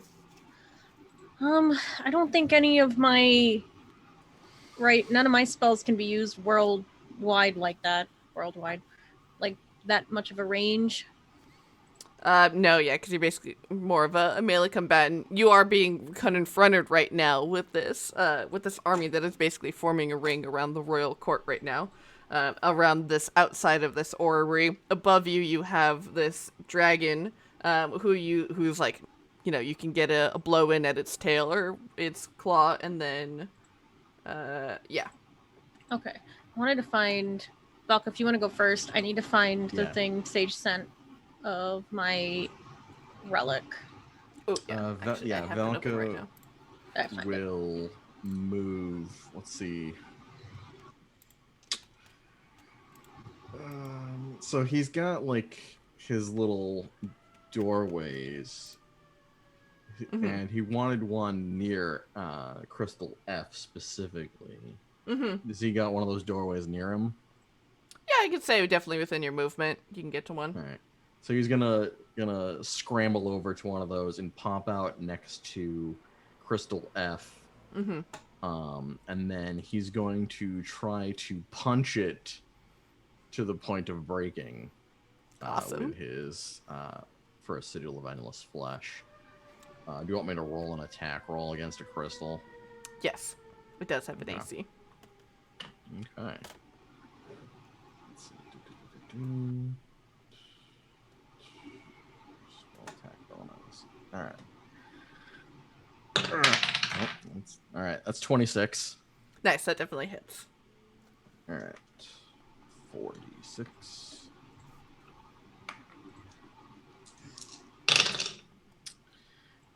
That's 8, 9, 10, 11, 12, 13, 14, 15 damage. And with that, your fist launches into this crystal, shatters it in this anime-like moment where you see these little shards go ping out in a way. And you see tumbling out of it is the body of Hestia, unconscious on the ground. Nice. And now the undead no longer have devil's sight. Right. And can I do... Okay, I cannot... Well, I could, but I won't. I will end my turn there. Very cool. And Six Killer. Okay, how close am I to the next nearest crystal? So about like 200 feet. All right, can't make it. So in that case, I am gonna pull out my relic, and I'm going to it's all undead creatures within 15 feet. So can I run forward towards the army? Mm-hmm. Yeah. All right, so I'm gonna run forward towards the army. It shouldn't hit any of our guys, and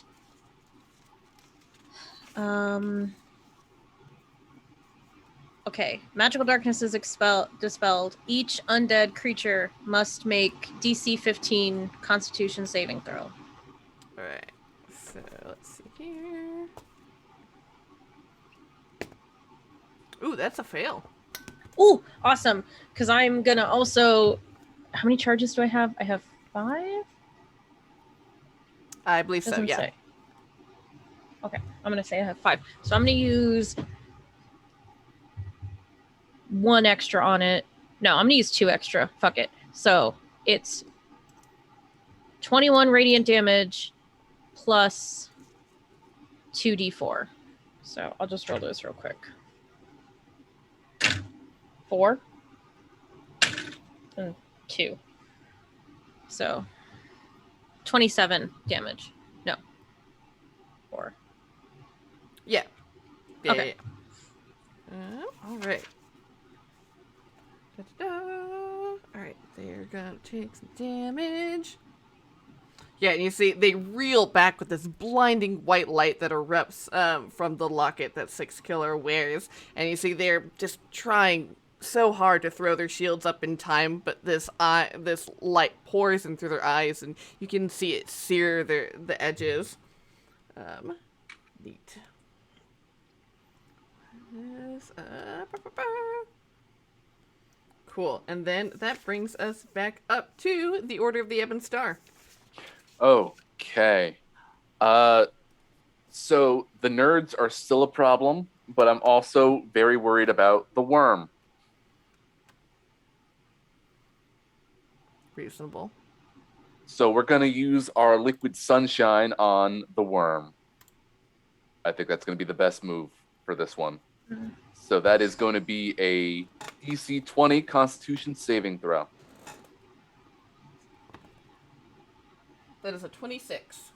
All right. Well, even though they aren't blinded for 3 rounds, they still take half of 12d6.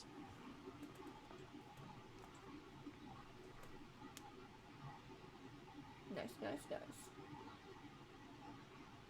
And that looks to be, another 50. Ooh, very nice. Meanwhile, on the front lines, just blow them up. Let's just, that's the move. It's called just blow them up. Oh wait, never mind. I have to set the charges first. So right now we're trying to push forward at the moment. So we can't just blow them up yet, but we will soon. Mm-hmm. So we're just gonna stab Caesar then instead. That's all right. We're going after the Ivory Legion, trying to make holes in their wall. That's right. Beautiful. We're gonna keep on piercing and just moving behind the knights. So tell me, how does a 22 do? That does it. Attack? Excellent. All right. Give me that piercing damage, please.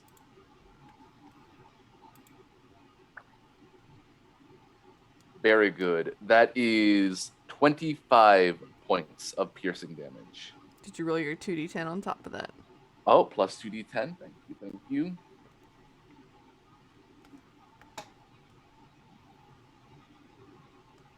So 25 plus 7, that is 32.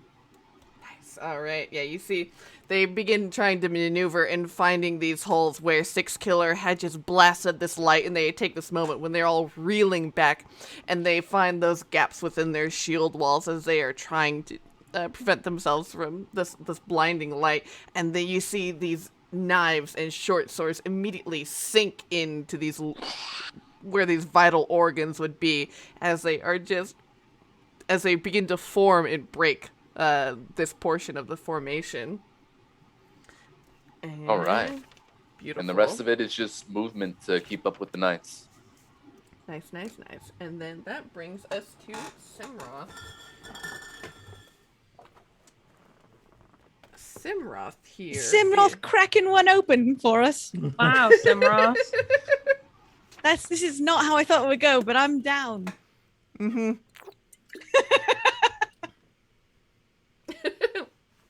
Simroth the smooth tasting. No.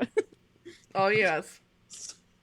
So you see, he opens his mouth once again, and you see this almost sort of like sparkling dust begin to wash over the order here, and you all, you as in the party, who is still here in front of the temple. I need you to make dexterity saving throw for me, please. Here we go. Okay, and that's safe. That'll be 25. 18. All right, and 6 killer, make one for me. Oh.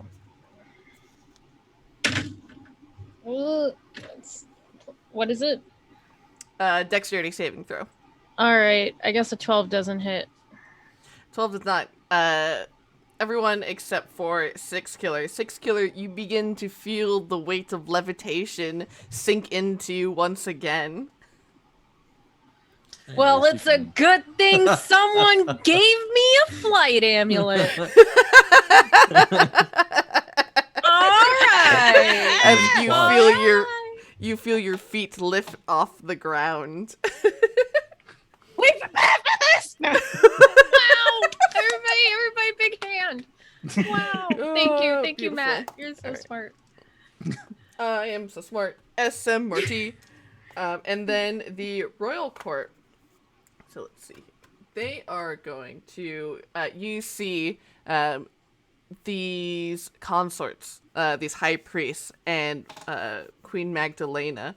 You see that they lift these staves to the sky, and you see these red gems on top begin to pulse and grow brighter and brighter, and the ground begins to shake, and you hear this crackle in the sky, and this void opens up, and you see these meteors begin to tumble and fall and rush towards you.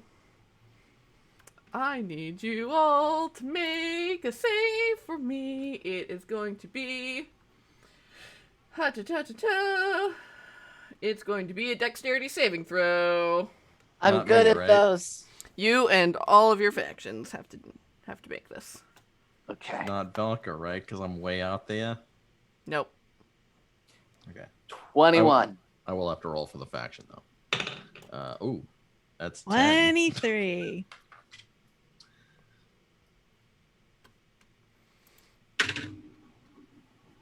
Plus 19. All right. So Plus 19. No, not plus 19. It is 19. Or you can say it's plus 19 and I pass. That's fine. So for everyone who got below a 20, you're going to take 7d10 fire damage. And the rest of you who succeeded will take half. Okay. Cool. It Really was cool. 70-10, right? Not 70-10? 7d10. Cool. So for each of you who failed, you'll take 38. And if you succeeded, you'll take 19.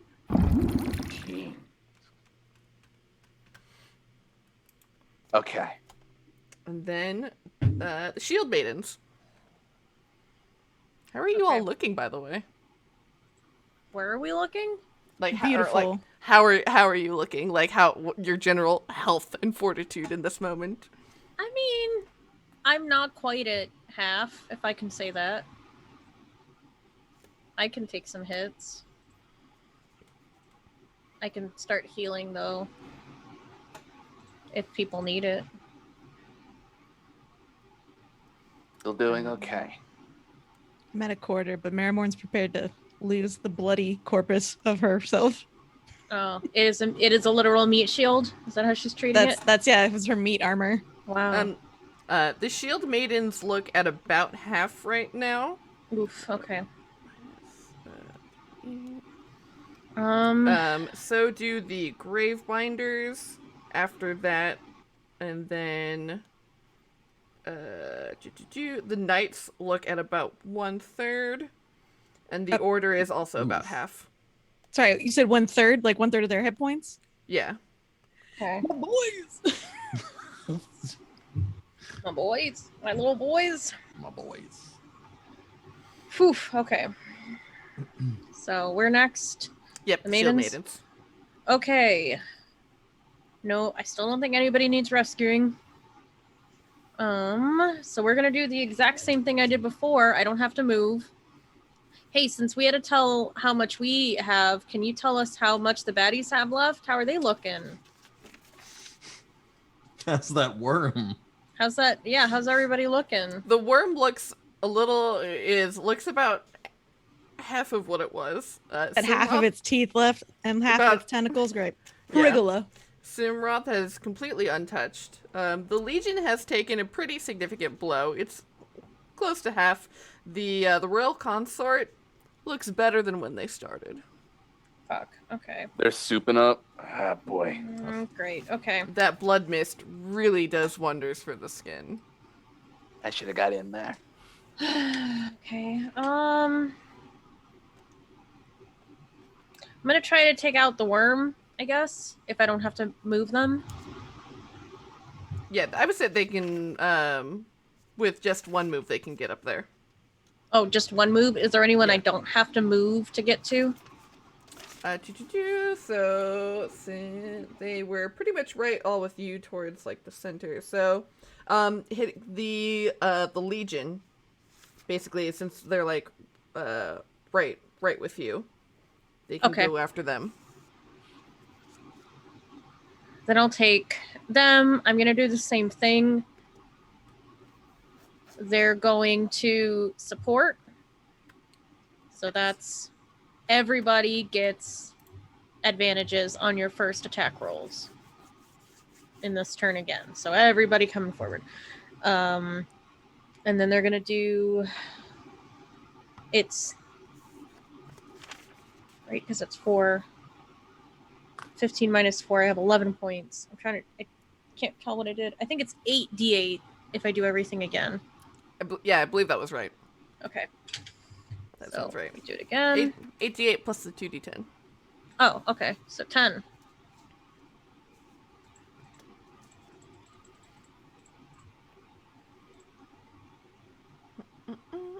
Is it good? Oh, make What'd you their attack roll real quick. Oops. So you can use the roll. Oh, I hope I get that because it's a really good number. What do I have to beat? 21. 21. What is their advantage? Do I add anything or is it just a straight hit? It's a +8. I believe Oh, they have. okay. Then 16 plus 8 hits. Yes, definitely. Okay, cool. Oh, all right. They get 42 points of damage. Woo! Oh boy. That you see, they have managed to completely break through this line and have made an opening right towards the royal court. Awesome. Are they done then? They're not done. The Ivory Legion isn't completely taken out, but there is a path basically right now, as it stands for you all, until they are able to regroup. Yeah. Okay. All right, guys. We still gotta take those crystals out too. Ugh. Okay. Yep. And then that brings me to my worm son. Oh, worm son. Worm son. So let's see here. All right, who is going for Worm Boy? That was the Ebon Star. Right, that's right. All right, then they are definitely going to be the target of his attacks. You see out of this huge maw that has erupted through the ground, you begin to see hands and then faces as you see zombies spill forth out of this creature's mouth and begin to swarm on the order as you see 100 zombies summoned from within, crawling and breaking their way across the ground. Is this a wedding present? This is just worm things. This is just worm things. I just don't remember what you're supposed to say in the thank you for this one, so it's... And then suddenly it seems that the worm just disappears from sight. Fuck that's a good sign. Simroth. Fuck Simroth. What's his problem? Okay. The worm might know some things. Might know some spells. Who's teaching the worm spells? Do they have any verbal components? He's a greater demon. All creatures can go to school and get an education. Thank you, Marrowmorn. Then how come? Sorry, are we in or out of character? I forgot at this point. And then it is the Gravebinder's turn. Are those zombies still around? They are still around. There are 100 zombies. Targetable by my take control? Yeah. Or is the Legion also targetable by take control? Or are they... Because they're Darkul, they're immune. Okay. Alright, I will spend 3 points to try to take control of them. They must make opposed intelligence arcana checks. Gravebinders have a big plus. That's not great. That's a 18. Oh, that's cocked. 14. Okay. If they're not under...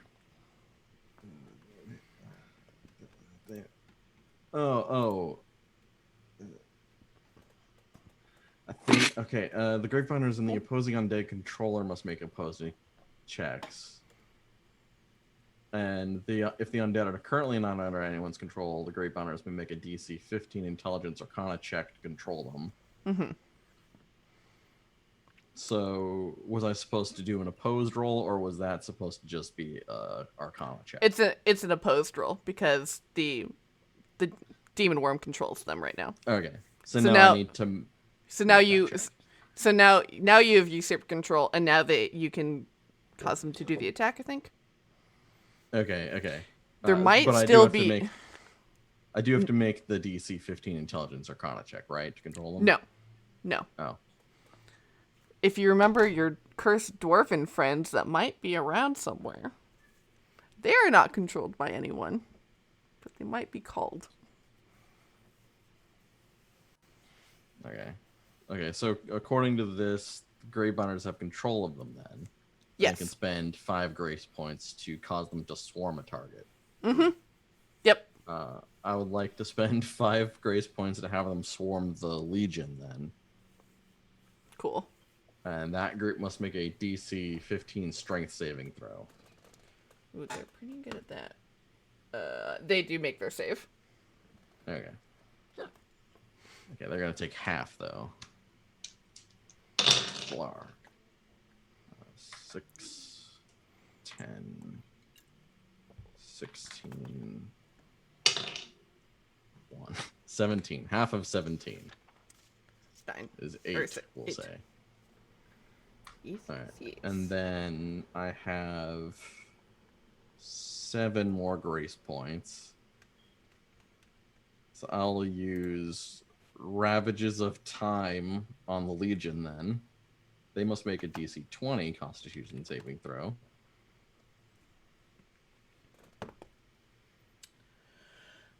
They fail. Okay, they're going to take some good damage. Oh, yeah. 5 plus 2. Okay. 11 d12. 73 damage. Necrotic. Boy! All right. A necrotic is definitely noteworthy for them. All right, 73. All right.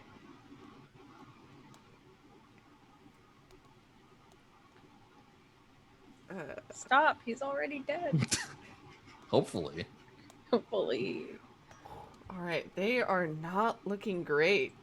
As Good. you see, this hole has opened up leading towards the royal court. On a different portion, these zombies are beginning to swarm and climb and crawl their way atop of their shields as they are trying to just get any purchase of flesh. And then you see that the Gravebinders raise their lances again, and this necrotic energy spreads over another portion, where you see that their already desiccated hands begin to wither and weaken as they struggle to hold up their shields under the weight of them and their weapons. Tell them I hate them. Tell him it was me. And then the knights. Excellent. Gahib lifts like a ragged arm, very still regal and shining in his resplendent undeadness.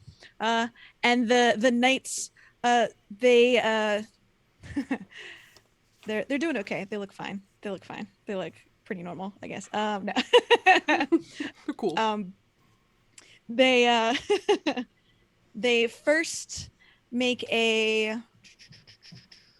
We're gonna do the same thing again, but we'll be moving in a different direction. So we're gonna aim to go down down to the 6 o'clock area. So that way we can try to hit the E and F crystals. So we'll be moving a little bit, sorry, you can't see what I'm doing, but like a little bit diagonally. if you will. Sure. Yeah. Diagonally, yeah. So we might hop, skip, jump gold quarter to the spear quarter, Yeah, and then very back cool. up to the gold quarter. But yeah, so they're going to do the same thing. So we're going to do the cunium formate. So they're going to create the wedge shape again, and rush forward 25 feet with their spears and their shields out. So they again, the people that are in front of them, which is mostly the royal court, must make a strength saving throw. Right, yes, they're able to take advantage of this hole that's been created and charge right in. Sorry, what kind of saving throw? Strength throw, excuse me. They fail. Ha ha ha! Finally! Yeah, Gahib screams, just like, the good old days! And so that group of however many you want to say are knocked prone. And they're They about get to trampled. they're about to be trampled actually as well. So we'll figure that out in a second. And they will take, just from falling and obviously being hit, they will take 25 points of damage. Nice. Did you Aha. add the 2d10? Oh my god, I did not. I forgot all their stuff was, sorry. Thank you. Sorry, thank you. You good? I appreciate. So in total, well, unless you're doing it differently, it's 12 points of radiant damage we add to that. Cool. And then, oh, sorry. Are they Oh, no, okay? you're good. So at that point, then, the knights look down at these the royal court in their finery that's now been sort of scuffed and ripped, and there's like a coy shoulder, and they're like, no, please, not me, and then just like nah, and then again their shields wang out, sort of like what's that anime? Dang, I can't remember with the Black Shadow character. Anyway, oh, here we go. It's like I think there's a Lego movie where there's a cutout version of like a gingerbread character or something. Oh, yeah! You know what I'm talking about? Yeah. So they're Yes! basically doing that, but with their shields. So it looks very gorgeous. And they create a hold the line, and then so they are moving forward, and they are making with their spears melee attack for 20. Does 20 hit? Oh, and then you have advantage because of the Shield Maidens. So, The Shield Maidens. So that was the best one. Yes. all right. So yes, a 20 does hit. Okay, so they're going to take more damage, and they also get that bonus again, right? Oh boy. So they take 24 points of damage as they are slowly then and then as the group slowly starts walking on them as they move 100 feet down closer to the 6 o'clock area of this circular midnight temple. Definitely. Oh, Creating a pathway for for anyone else, but especially the Order of the Ebon Star to come and do some dirty business. yeah, definitely. Like as this hole has been created, and they have filed in to almost create this tunnel of just shields, and then shields on top and bottom, so it's like perfectly walkable through, as if you've parted the sea and created this area that they are holding for you. And then with the Legion, though, they are pissed. They better be. They are going to. They're also counteract that, and as you see part of them, that is right at the 6 o'clock shield. You see that them taking this very familiar wedge shape as they try to pierce through, and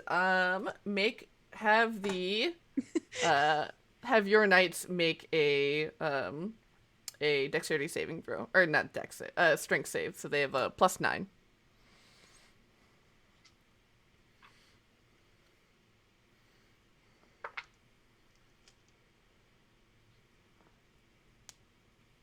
$22. Ooh, nice. So yeah, they are definitely not able to get through, but this first line of troops does take some damage. And then, let's see here. Yeah, Kahib is just howling. He is very excited. It's just like, I'm coming after you, little boy king. Like he is ready for his cool throne. Yeah. Wow. I love this change you've given Gahib from like a very like ephemeral, like, oh yes, please help me get my staff, please, my scepter. So like this raging out man. I mean, he hasn't been outside in 400 years, so the fresh air is doing wild stuff to him. Whoa! A very Rita Repulsa sort of vibe. Oh my god. And you see this bevy of lances reach out over top and try to reach in and break this tunnel that has formed. And let's see, they're going to make an attack roll. And, they will just barely hit, as you see some lances manage to just find the perfect aim, and you see people underneath begin to shift a little bit underneath as they take these lethal blows, but the wall, this tunnel, stays strong. But just, sweet. All right, and then that brings us to you all. Great. Down, down, down. Into the Rocky Talkie. Nice. But from our current position, I feel like Snotrag's feeling a bit emboldened enough to go after Simroth, who's going to be causing some problems soon. Mm-hmm. And since we have advantage on our attacks, that means if I hit, that's a good amount of sneak attack damage, if I'm not mistaken. Oh, yeah. Okay. Quick question. Who is still near our original entry point? Not me. So let's see here. So About how far away? Is Six Killer over there? That might be the only person. I mean, Willy's near me. Yeah, Six Killer is floating up by, pretty much by there. Okay. About how far away are Marrowmorn and Snotrag from the original point? Let's see, 125. I want to say like 150 feet away, baby. 175. Yeah. Math. Yeah. Okay, that's right.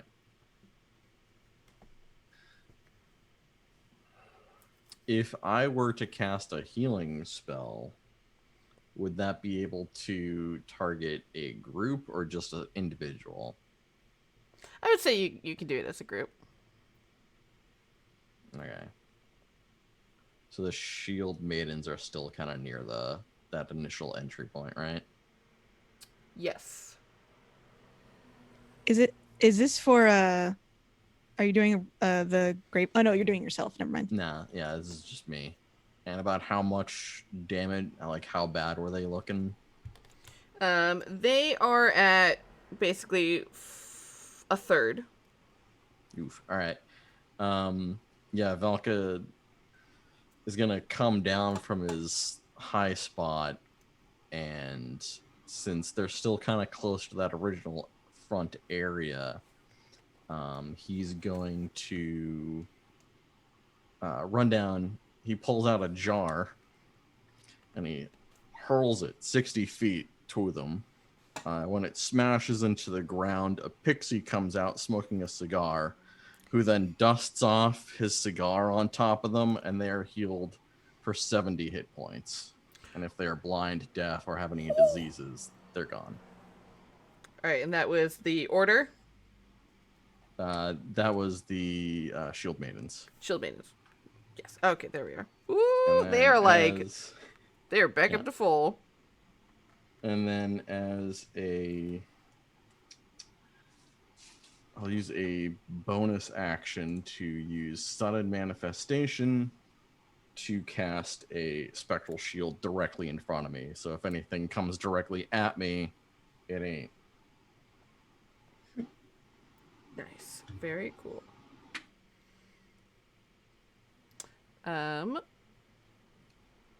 Snout rag. Or sorry, anything else, Valka? Nope. All right. Snotrag put out the order, so the Ebon Star is going to do that on their turn. But for now, Snotrag's hood is up, and he's going to do his best to kind of slither in towards Simroth as fast as he can. Yeah, I would definitely say since like all of these like sort of global actions that are happening take like probably like a few rounds of movement, so you can, basically wherever you need to move to, you can take the time to run and go, I would say. I also have that triple dash too if I really need to. For real. Yeah. But the goal is basically to act like a shrew, a little David coming after the belly of the Goliath here. Oh, yes. And just get a nice poke right underneath the belly button. Oh. If Simroth would have a belly button. I don't want to think about it too hard. But we're attacking. Yeah, go ahead and make an attack roll. That first one with advantage. Yeah! They can only get one. Ooh. Okay. So that is plus... All right. Tell me, how's a 23 looking? That's beautiful. It's perfect. It hits. Okay. I like these attacks to be less digital and more physical. So we're going to take out these dice for this. Sarastra's Kiss. So that is 1d6 plus 6. So that is 10 points piercing plus another 7d6 or 8d6 at this point. 7d6. Plus 2d10. Plus 2d10. So 10 plus 8, so it's 18. And then... Ooh.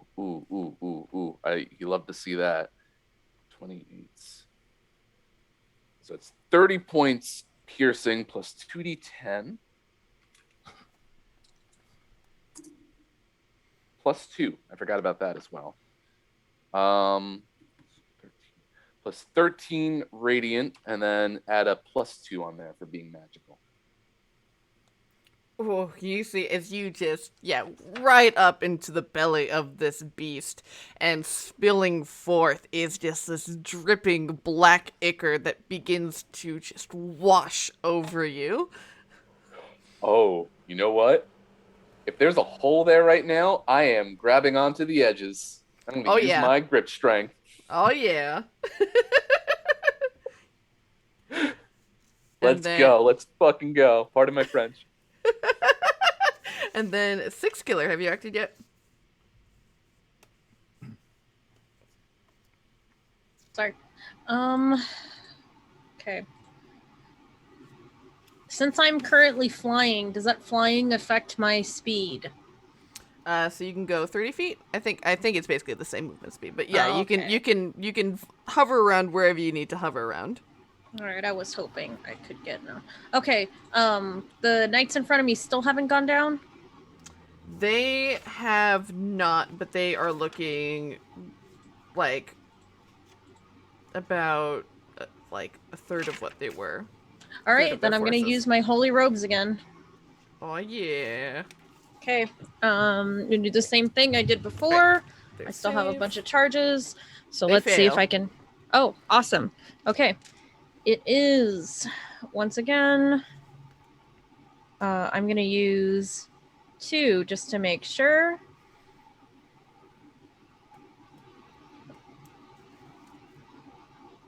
I'm a fool. Why can't I read suddenly?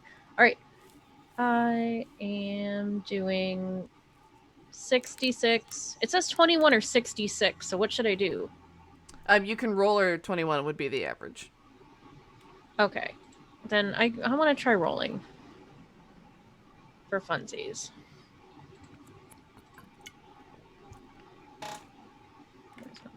One, 2, 3, 4, 5, 6. And then I'm adding another one because I'm using a charge. Is it more than 21? No, I should have taken 21. Can I take 21? You chose to roll. Okay, there's 18. But it's, what's it called? Radiant damage, right? Yep. Yeah. Does that do extra or no? Yeah. I'm calculating it. Oh, okay, cool. Every time you give me radiant damage, I'm calculating it. Thank you. Thank you for your service. But yeah, and as this tunnel that's been created, as you can kind of flank off to the side, and you can do this take this tactic again. We're just like hitting another portion of this circle that has erupted, and just blast this radiant hole through it as they reel back in pain. And Marrowmorn, what would you like to do? Yeah. So yeah, I realized I didn't actually have to be moving with a Gahib, obviously, but I will be. So Marrowmorn is going to. Or good question first. Since we could heal a group, is it possible to inspire a group? Yeah. Haha. All right. Okay. So first, with her dulcimer, Marrowmorn plays a song with her voice reverberating through all the crystals and the fires, which now include E and D. Mm-hmm. In addition to, so basically every crystal but A. Cool. There's a fire next to, and since those fires have her like within 10 feet, she starts singing again. She's like, "We didn't bring a gift. This is not a grift, though. It's just a little fancy fun. We're gonna kill you, though." And then just she's like, I'm sorry. I didn't practice." And just even though she totally did, and just screams and sends out shatter again. Nice. Through those. I guess there's 5 crystals that she can affect. One is already broken, and then one they're out of range. Don't have a fire. So, but this is unfortunately at a little bit lower of a only 68 this time. I'm sorry, 78. Woof.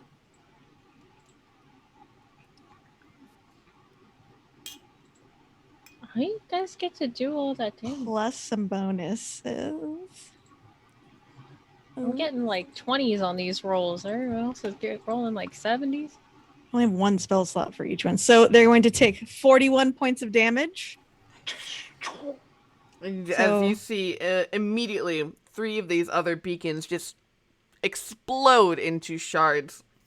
And you see Penelope, the Darakul, and LuVon spill out of these beacons. Shit. All right. So now that is G, F, B, and C are. Yeah, B, C, F, G are all done, so it's just A, D, and E. There. Okay. With A being the only one who has not been affected yet. Yeah. Sorry, I should have gone earlier so anyone could have used these spells because now I can do a lot more divination. Okay. Magical.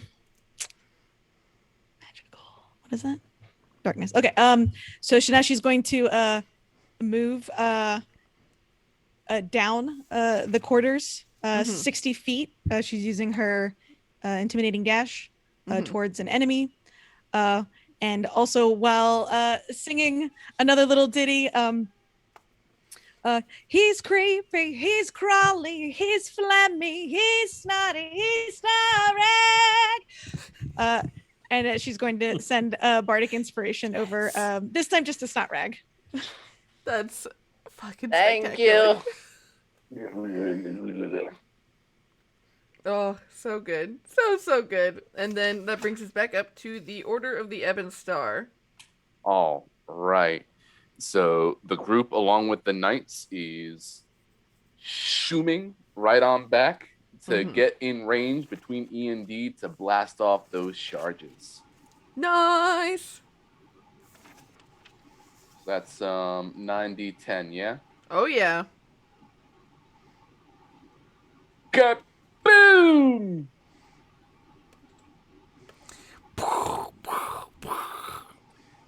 That is, funnily enough, 52 points. Woo! 2 more. You see Melody and Cadence spill out of their beacons, tumbling onto the ground, unconscious. With just the one which holds for the formerly King Arghost within. Excellent. Meanwhile, the other group, who isn't dealing with a worm right now, but can certainly try to shush up the nerds a little bit with a launched potion, we'll say. Nice. Yeah. So that is an intelligence saving throw, DC 20, please. Ooh, that is a fail. As a fail, they are under the effect of the silent spell until the end of the order's next turn. Oh, shit. Very good, very good. So that group is going to do a little kiting, I think is going to be the appropriate move here. They are going to move up, and they're going to just blow them up, set up some charges, and then move on back.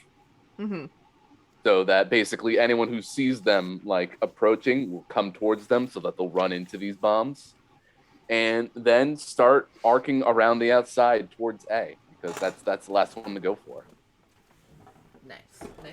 And that'll be the end of their go.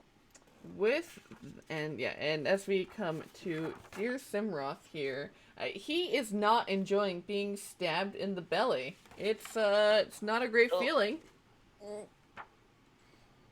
And he is going to hit you.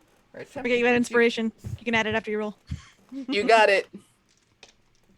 And so you see he rears up and this viscera of darkness and void continuing to spill over Snotrag, and he just reaches down with these claws.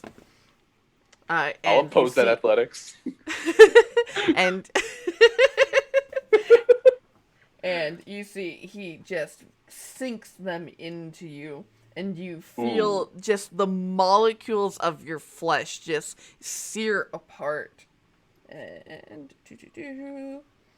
so let's go. So that is 32 damage from those 2 claws. And then as he extends in with his bite, that is a 26 to hit. And you see these teeth that snap over you as you take another 25 piercing damage. Cool. Okay. Are you doing okay? Definitely can't take another one of those assaults. Okay. Do you need someone to come pick you up? That was a lot of damage. Mommy, come pick me up. I'm scared. Do you need a pickup? Okay, I'll remember that. I'm gonna stab him on my way out though. Okay, I'll try to allow that. Whew, and then the royal court, who have just been under assault, they've been trampled by Gahib and his knights. They have just been stabbed through and now silenced. And you see that they are just like have closed in with their backs all towards each other, spinning around wildly, trying to figure out how they could possibly get out of this situation. And you see that these high priests take out daggers and just on the knights, they just try and get any sort of desperate stab in to try and fight their way out of this. And that brings us to the Shield Maidens. Okay. I'll go attack the priests. Oh yeah. Let's try and get them out of the way. The royal court is not looking good. Not looking good. All right. I want to attack first 3 times instead of doing my rally cry and see where we are. Nice.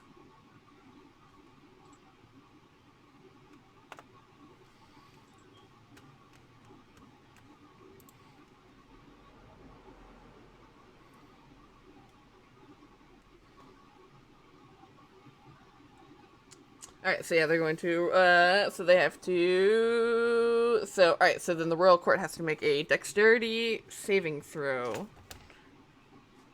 Yes, it's a 20. Ooh, they do not make it. Awesome. All right, so that's, since I'm doing it 3 times, 68 3 times? And Right? then you do, and then it's 1d8 for each more that you spend. So you can, Oh, okay. you take it I once, knew and that then was you wrong. can spend Oh, I keep more. forgetting it. Okay, so yeah, it's 6, 7, 8. I'll do that trick again. So spending 1, 2, 5 3, to do 4, that. 5, 6, 7, 8. Roll. So many. 46. And with this just rain of spears from the sky, you see them fly and pierce through the hearts of the emperor, of the queen, of each of these 10 high priests are staked into the ground. Dang! Yeah, no, that deserves a rally cry. All right. Shield Maiden! Yeah, shoobity bee boop, everybody. Sorry, Shoobity this wop. This is a 4-hour show now, so that's why we're Yeah. all very. Or I'm excited. Oh my god. All right, we did it. And a rally cry, so everyone gets Oh, yeah. advantage.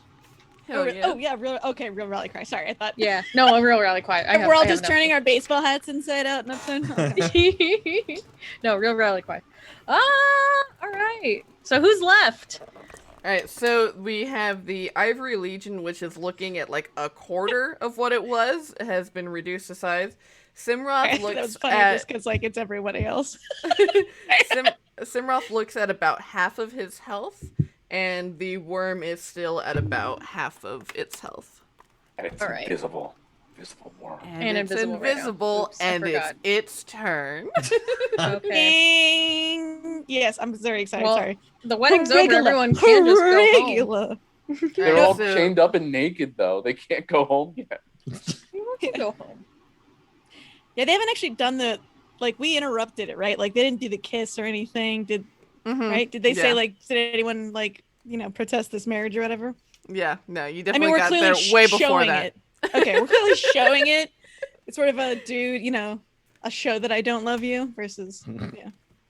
You see this worm begins to move and hover over, and behind it is just this trail of inky darkness. And as it nestles up basically next to Simroth here, I need the 6 killer, the Shield Maidens, and anyone in this like immediate temple area to make a Constitution saving throw. I Next like to Simra? the 6 killer. What was that? That's Six good. killer. You said next the to six- Simra? Yeah, next to Simroth. Attached to it. Constitution. Ooh. 16. That is a 22. Yeah, so 22 will do. So you will take half damage. Oh, good. So let's see. All right. That is.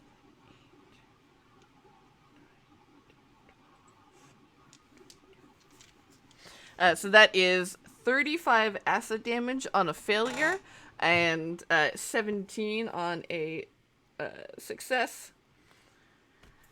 As just this trail that follows behind this worm, it just coats you, and you feel your armor, you feel your skin burn and sizzle as it just leaves this wash of acid in its wake, and then you see it just raises up these tentacles and then lashes them down onto the Shield Maidens.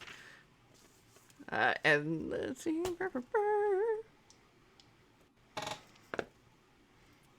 Whoo! And as they are just absolutely decimated, as they are just tossed just irreverently onto the ground, as this acid from its tentacles like washes over their armor and begins to seep and eat at the sort of magical protection that they are granted.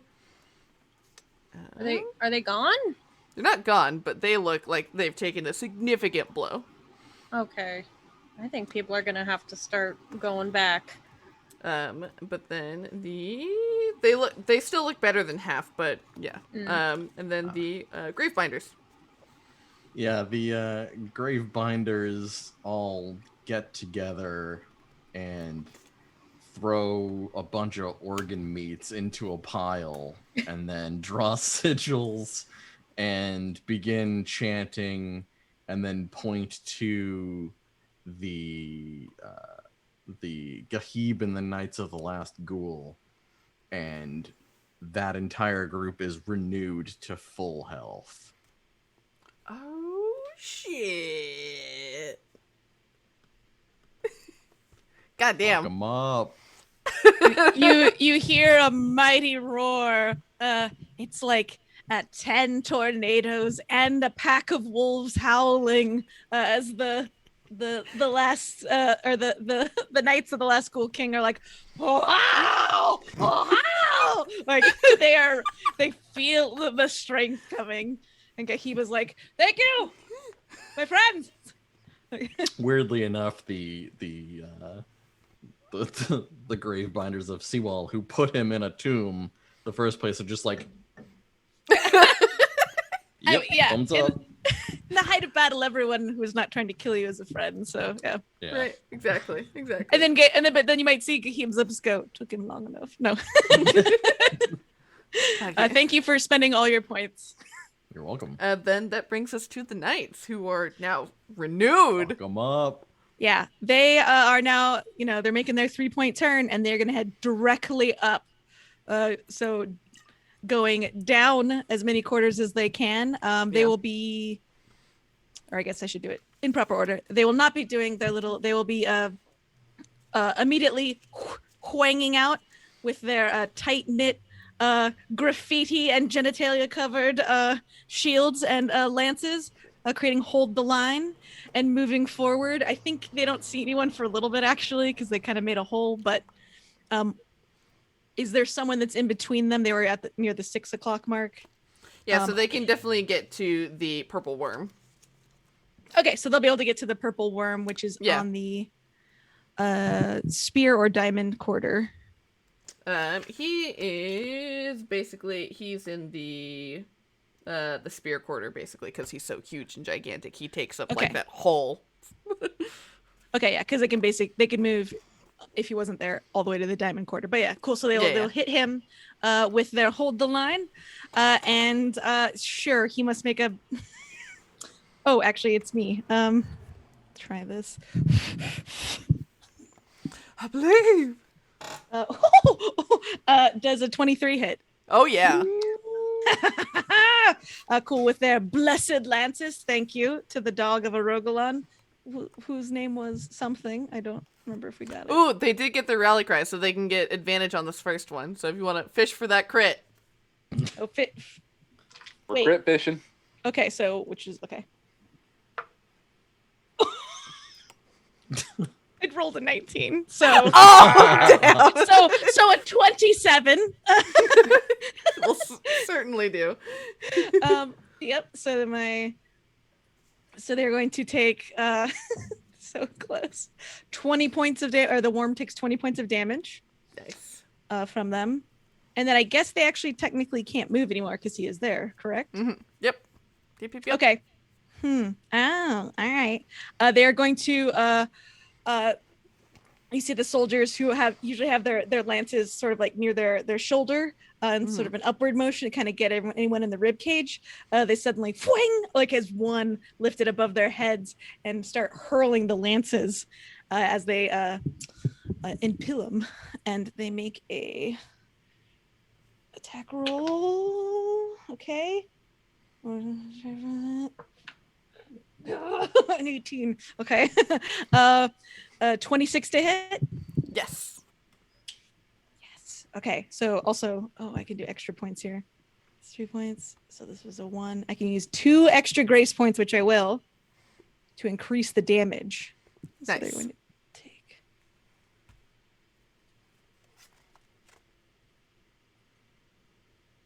I already forgot. So 78. dang. Yeah, 78. So much. And so yeah, there are lances like being thrown, probably sticking some in his mouth, some in his, like just it's a whole thing. 38 points. Ooh. Oh man, yeah, you see that like a fucking shish kebab, this Regala is just being skewered by these lancers flying forth as you go in and charge and stab, and then just sinking right in, doing a significant blow. And then that brings us to the Ivory Legion. Oh, I had more points to spend. Oh, so please don't let me Sorry. stop you. Sorry, Oh. Sage. Sorry, I had one more move that I can do. Sorry, they see their the soldiers that were in the third line that hurled their lances. They sort of like shuffle back, and the knights that are all in the front then again form their wedge shape, and they're just like worm out. Like a heap screams as they charge this worm. Let's make a DC 20 strength saving throw. All right. That's a fail. Okay, so I'm not sure how you're gonna show me how it gets knocked prone. I guess it just falls on its side. It's immune to being knocked prone. Okay, it's immune. Oh, well, very cool for it. I love this journey for you. Cool, I'm happy for you. Yeah. Okay, and then but it 66. is. Yeah. Yeah. It is gonna take 36 points of damage Oh So- my god. as they go up the butt of the worm. Actually, I guess it was technically its belly, but Worm butt. Worm butt. And then are you done now? yeah. Sorry, I turned over. And you see that the Ivory Legion now is struggling to gather together what little of its forces still remain. And you see that they begin taking up a defensive position around this worm creature. And so they are going to go after them. So make a strength saving throw for me with a +9.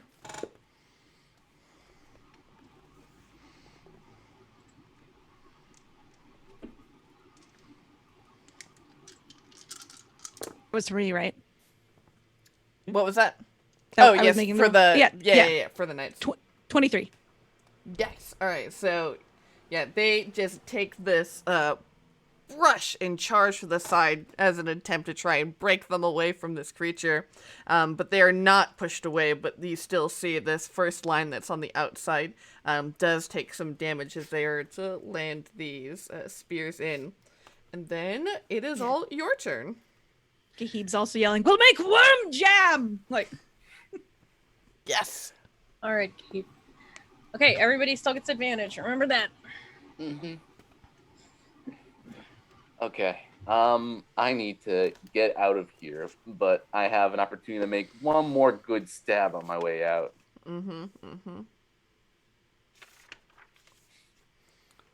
Here we go. Fuck him up.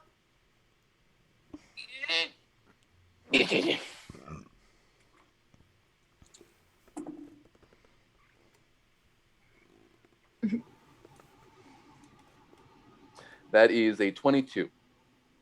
Did you roll with advantage? I rolled with advantage. All right, The other one was yes. a 1. I don't want that one. Get that shit out of here. The 22 does boy. hit. Let's see. So, the regular hit is 6.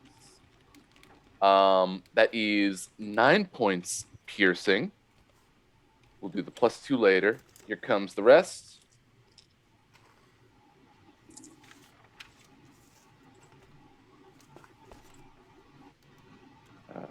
Then 20.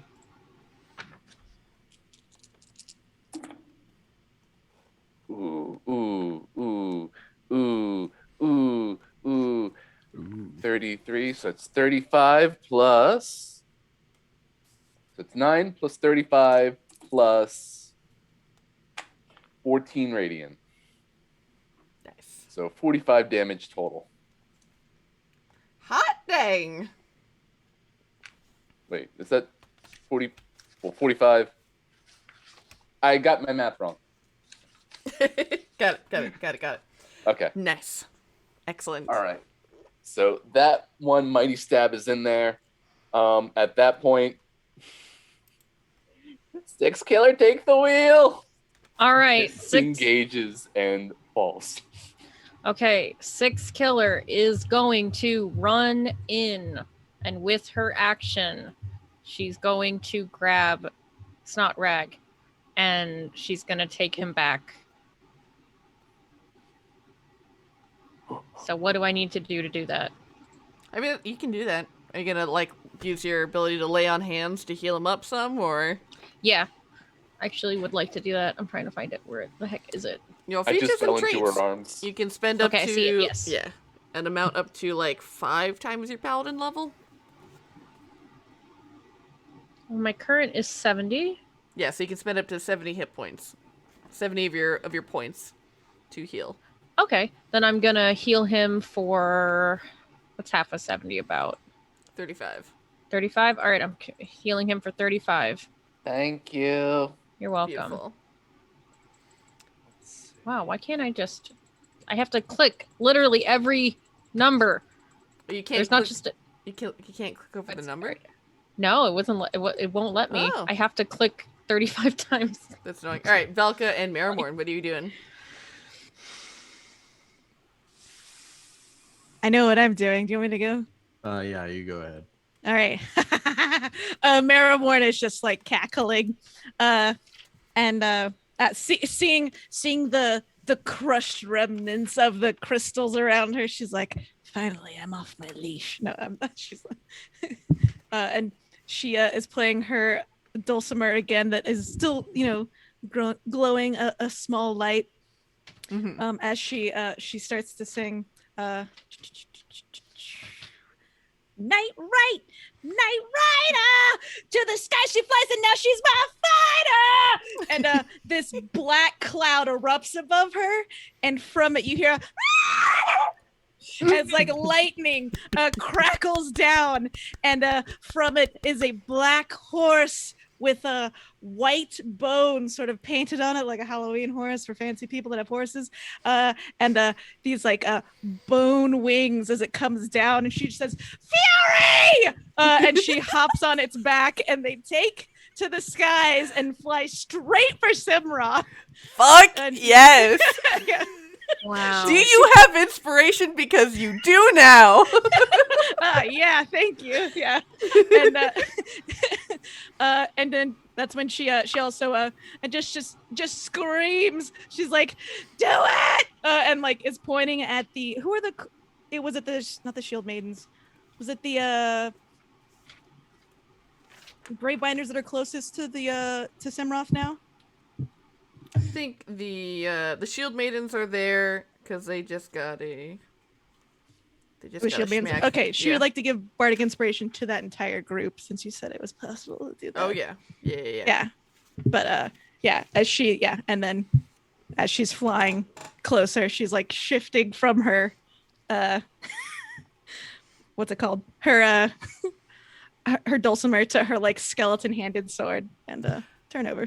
And from that moment, you see Cadence and Melody begin to drift and stir and sit up as they are inspired by your performance and the power of your magic. And they look renewed. Valka.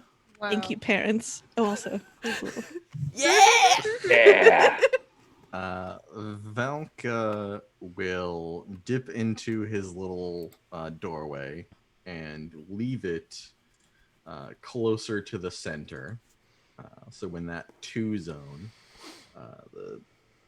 the diamond quarter, where he pulls out his trusty selenite rod, takes aim at Simroth, and fires off a monochromatic ray.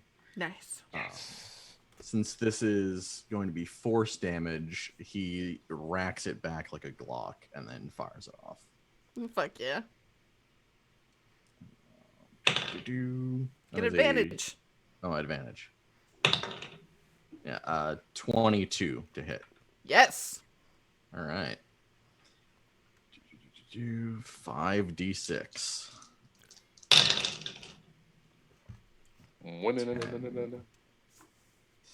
17 plus 22 damage. And as you cock back this shot and it blasts forth, and you see through the hole that that Snotrag created from which this black ichor spewed out, you see just this pure beam of force rip through his insides as you see his neck, his head, all begin to fall and collapse limp onto the ground. Valka, the end of the selenite rod is smoking for some reason, and he blows it out and goes, "Bye forever, best friend."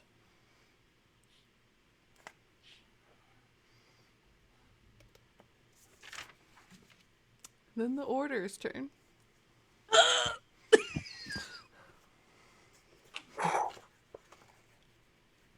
One more crystal, one nasty worm. Yeah, I'm sorry. Like Simroth is dead, or just appears to be dead, and or you will wait to tell us. I don't know. You gotta go over and look. Okay, all right, yeah. Okay, the double shot. Got it. Okay, the Order's turn. So, Team Worm is gonna go in for. Ooh, no, it doesn't have much longer. We can't do the burn. We're absolutely going for the liquid sunshine on the worm. Here we go. Right. Yeah, so just DC 20 Constitution saving throw. Big fat fail. Wow. All right, so they're I'm loving these rolls tonight. Mhm. Blinded for 3 rounds and the full 12d6 coming up. Wait, that's 13. Wait, no, that's 14. Excuse me. Hold on, let me try that again. Boom. What is it? And that is 40 points of radiant damage. What does it look like as a greater demon from beyond the plains who is an avatar of a god of hunger as incinerated by radiant damage? I would like to believe that Sidney Gottfried himself was just like, and then just lobs it over, and you just see this crystalline, like, bright light just envelop the area, and then suddenly gets sucked into the worm's own gravitational pull as it is sent back into the depths of hell. Yes. You know, Beautiful. demon shit. Anything else? The other team that's going around the outside is getting close enough to A in order to finally detonate the last charge. Mm-hmm.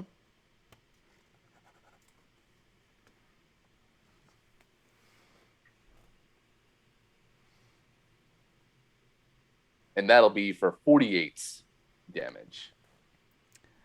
And with this charge, with Simroth dead, his power no longer imbuing these crystals, with this orrery stopped spinning, this final crystal explodes into nothing but a fine dust. Oops. There was someone in there. Oh no! Oh no, it's just the crystal. It's not the person, just the crystal. No, Just and the crystal. person topples out. Okay, I was gonna say it's King Argos or whatever, Yes. as Archduke's family member. So Yep, the former King Argos, who is dethroned, tumbles out into the ground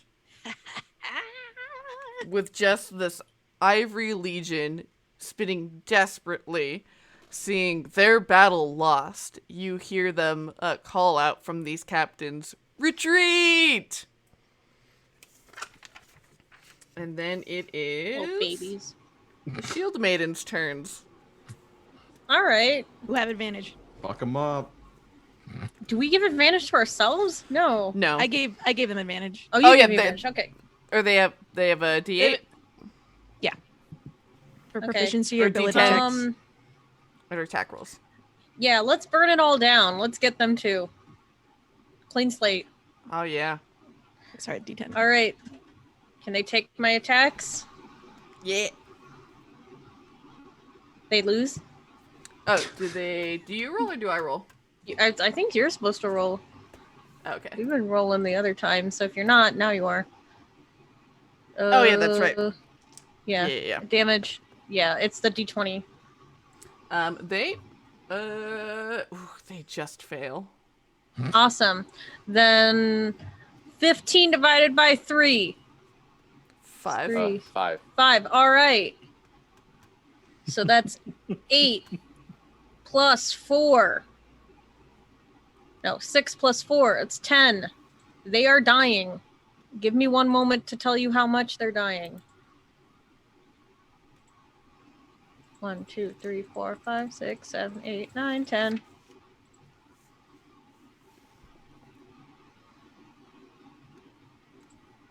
It has 47 points of damage. Look at them.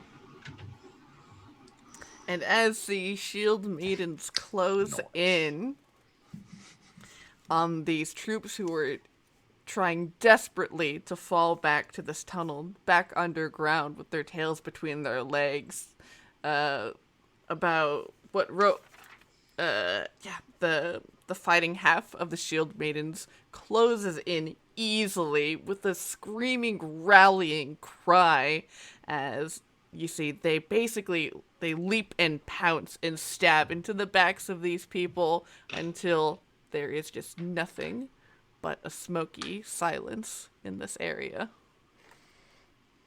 And you all have completely defeated the Wow! enemy. Everybody, cheers! Whiskey is for closes. Nostrovi. Wow! Off your tosin. Skål. Okay. So what happens that Salud. makes us fail? What? And I'm sorry. This included Magdalena and the prince. Yep. We killed everybody. The Okay, queen, sorry. the queen of the The Blood queen. Empire, the Ghoul Emperor, dead.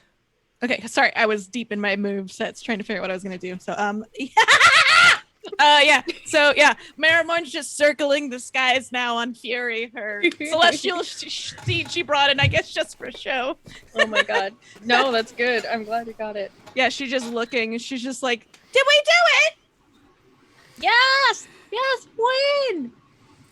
You see Gahib walk over, sword poised on the back of his shoulder, picks up the crown from Emperor Nucophorus, and just puts it on his head, looking smug and delighted.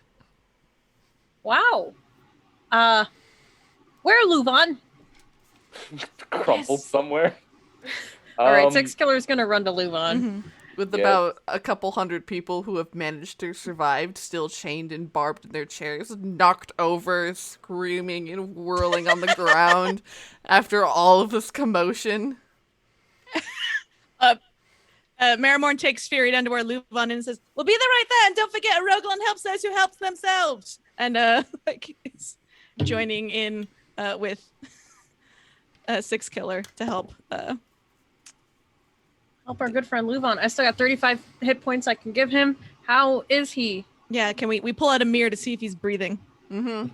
You can go and you can gather. Definitely, Hitchcock and his family will go and collect all of these individuals from the crystals. As you can see that they, in the Shield Maidens, begin helping up others and begin checking out to make, and the Gravebinders begin checking to, the health of everyone. And What, you're stalling? Where? How is LuVon? you come to LuVon and you heal him. Sorry. And LuVon is back in the form that you first met, in the form of this slightly grayed, dark-skinned man with this white hair and mustache. And as you reach out with the power of your god, with the power of your love and dedication and friendship, and you see a bit of color come to his cheeks. And you see his eyes flutter open.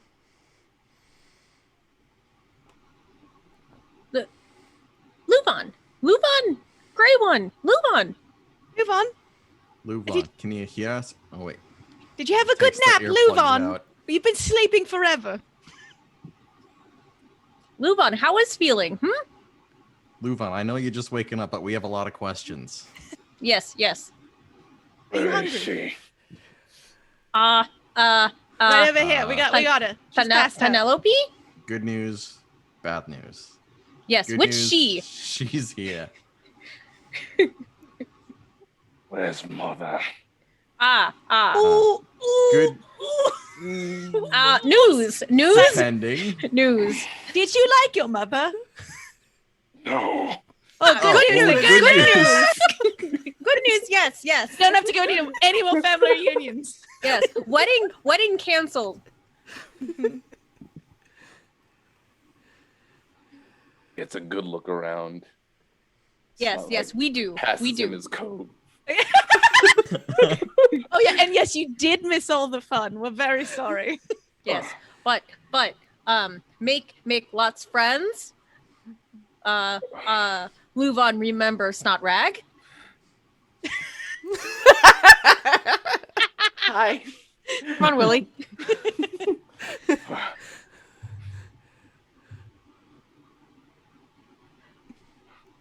LuVon, not teeth. You. Marrowmorn reaches out a hand to but waits for a yes in his eyes before touching his wrist. Yeah. LuVon Does she doesn't. feel Sorry, go ahead. No, go ahead. Pulse. As you feel, you lick your tongue around your teeth, and you don't feel the familiar pang of sharpness that you would always feel. They feel like normal teeth. Does it have a pulse? You feel the faintest beat of a heart. Oh my god. LuVon. think you're a human? A human? A man? A hot man? I'm not sure which one you want to be, but Flavio, hot man. Flavio, hot man.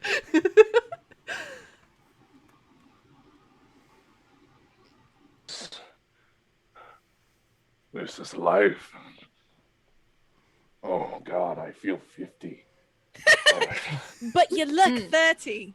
So And that's what counts. Yeah. Six killer, go get something. She's gonna run and get Penelope. Ooh. Just sling her over like yeah. a sack of potatoes. Mhm. LuVon, do you know what this means though? We get to eat a lot of food and you get to enjoy it again. I know you just did that earlier as But this time a little less hairy. yeah, exactly. I mean, yes, let's be Yeah. real. Wow. It's all gone. All gone. Do you ever did you have an aunt or something we should be worried about? Six killer's gonna lay Penelope at his side. Is she still passed out? Mhm. Okay. This one she question, yes.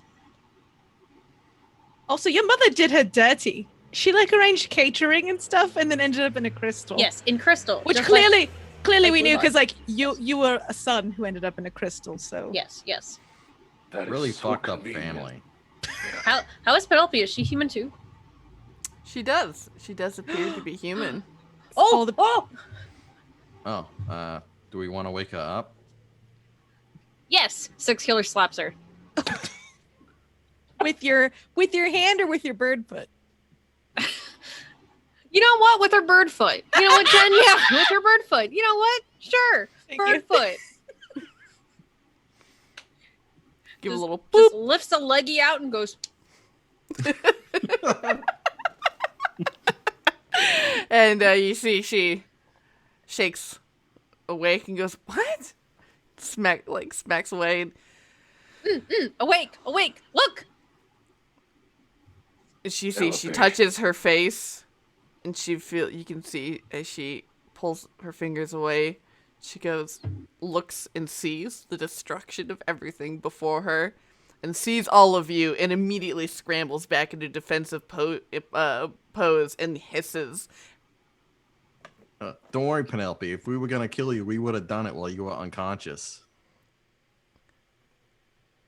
I don't find that quite very assuring. It wasn't supposed to be. It's just the truth. Truth, yes. Look, wedding canceled. All things fixed. Somehow, good happened. Praise a Rogalon.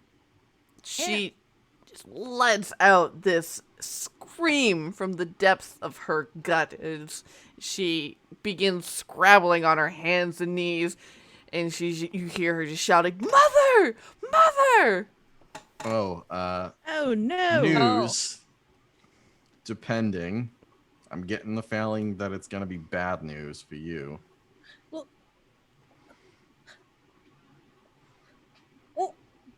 the six killer misunderstand relations. What?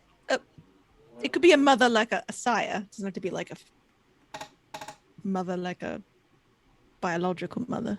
Yes. Well, I mean, maybe Penelope was more partial to her mother. Well, I mean, we could ask LuVon, or we could pretend like Yeah, he's no, Six trapped Killer in a looks crystal at and asleep again. LuVon, like, what? Penelope. LuVon, what's up with your family? Wait, are we related? Could be. Vampires live a very Yes. long time. It's true. Maybe a half sibling. But Seems like processes that. But Penelope. My name is LuVon Chromarak. I was sent to find you because you were like me. You are like me. I think everything's gonna be okay now. Okay, what do you mean? Everything has gone to shit. Everything we have worked for, what I've done, it's gone. She's dead. Yes, She's- very welcome. Dead. Yes. A A There lot has of to- bad things were about to happen. For you. For a lot of people. They deserved it. You're welcome for saving you, by the way. Should have left you in that crystal.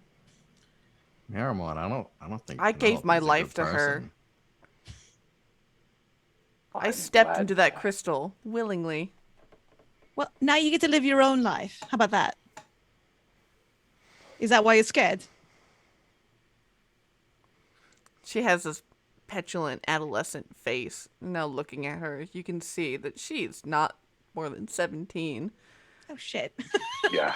Ah, I get But that. we can help you. We understand.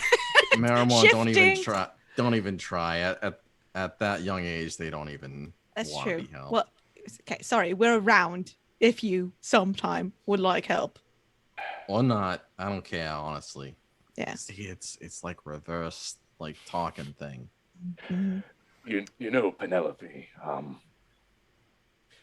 Mother has a history of leaving her family behind. When she was done here, I couldn't imagine what she would have done to you. It's what vampires do. You see, she says as she steps over to this fallen woman and picks up the crown of petrified hearts and puts it on her head. No. You know, I do see the resemblance now. But Six Killer is gonna look at LuVon and say, big decision. well, I have to bring this back to the grandparents at some point, of course. But, The grandparents? What, like a pile of dust? no, they're still alive. They've been waiting for her to come back. Oh, right.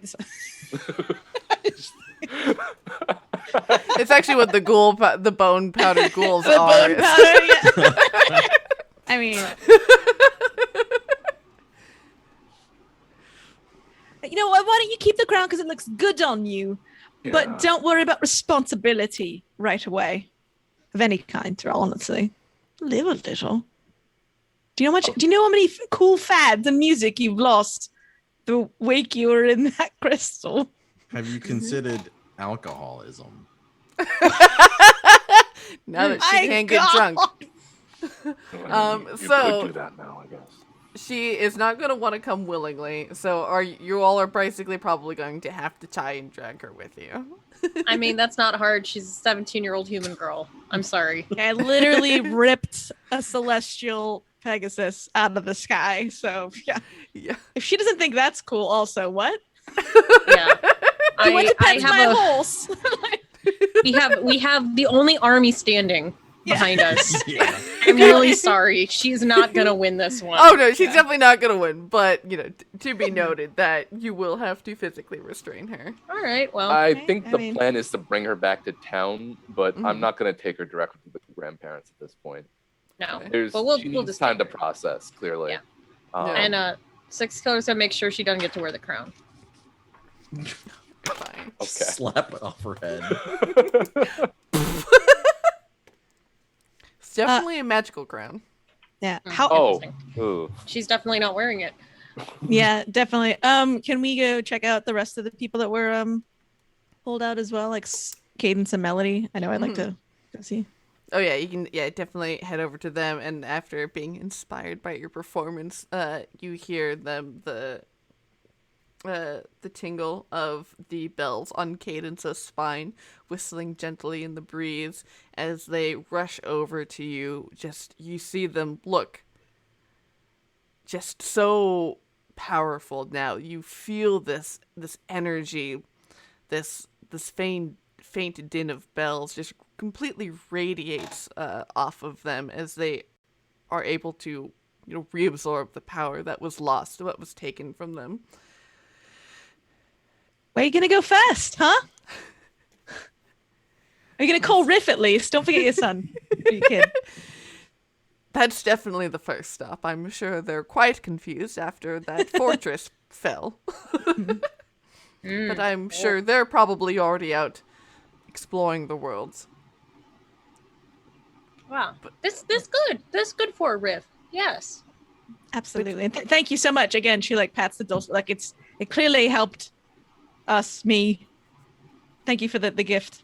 And thank you for your gifts of song. But you, Marrowmorn, we would like to take you back with us. To live, at least study briefly, however so long if you choose. A couple 100 years or so. In the realm of sound. Excuse me. Is that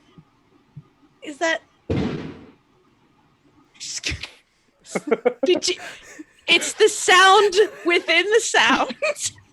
Fireworks. Yeah. So like syncopation. It's in between the beats. That's where you want me to go. Yes, in between the beats. On top. Is that a Gloria Estefan song?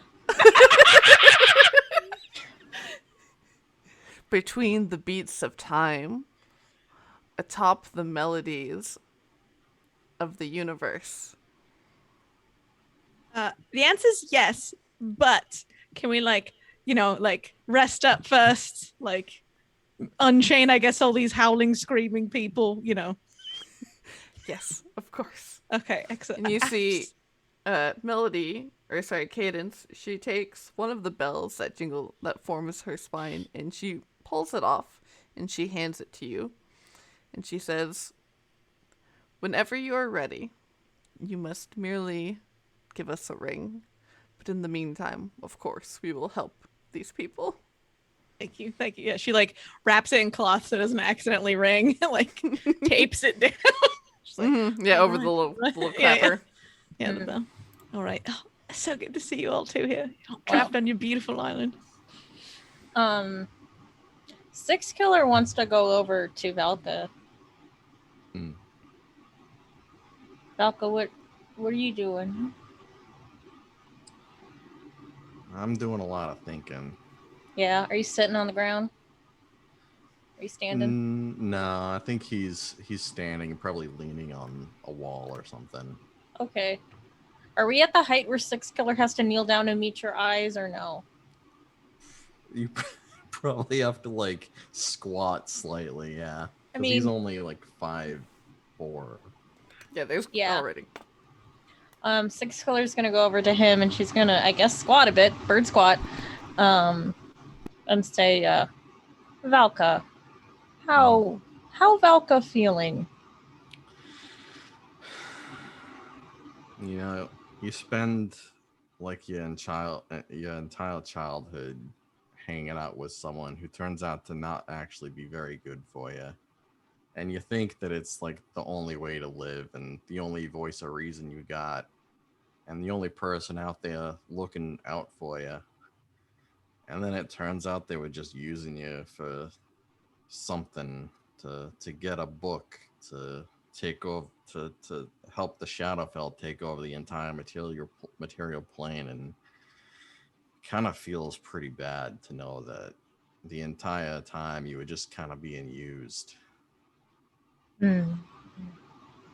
Well, specifics not match, but Six Killer also break up with people like that. Yes. Six Killer first husband, just like that. Yes. Better ended. Yes. I spent a lot of time as a kid being alone, or at least feeling alone, because even with Agfa around, it was kind of like having no one around to actually open up to. And I kind of realize now that I've never just been alone, and I think that's kind of what I gotta be for a while, at least. Kind of figure out who I am and what I want and how I'm gonna get all these other books. Well, Six Killer say journey good. Six Killer think books bad.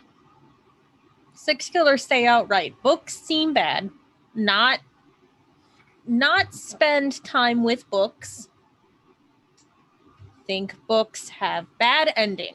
Yes. Maybe.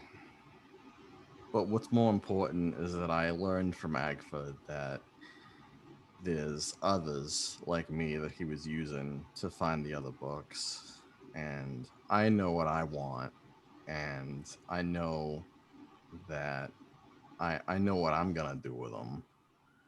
And I know that I got to stop the other ones like me from ever getting them.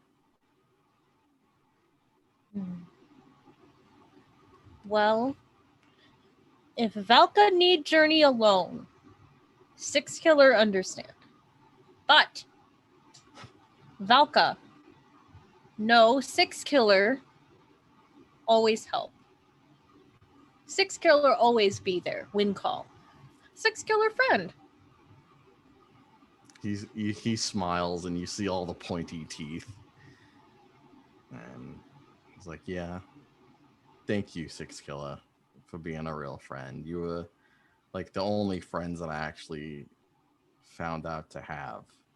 Oh, Six Killer will hug him. Valka hugs back. And then he goes, well, I guess this is where we depart for now.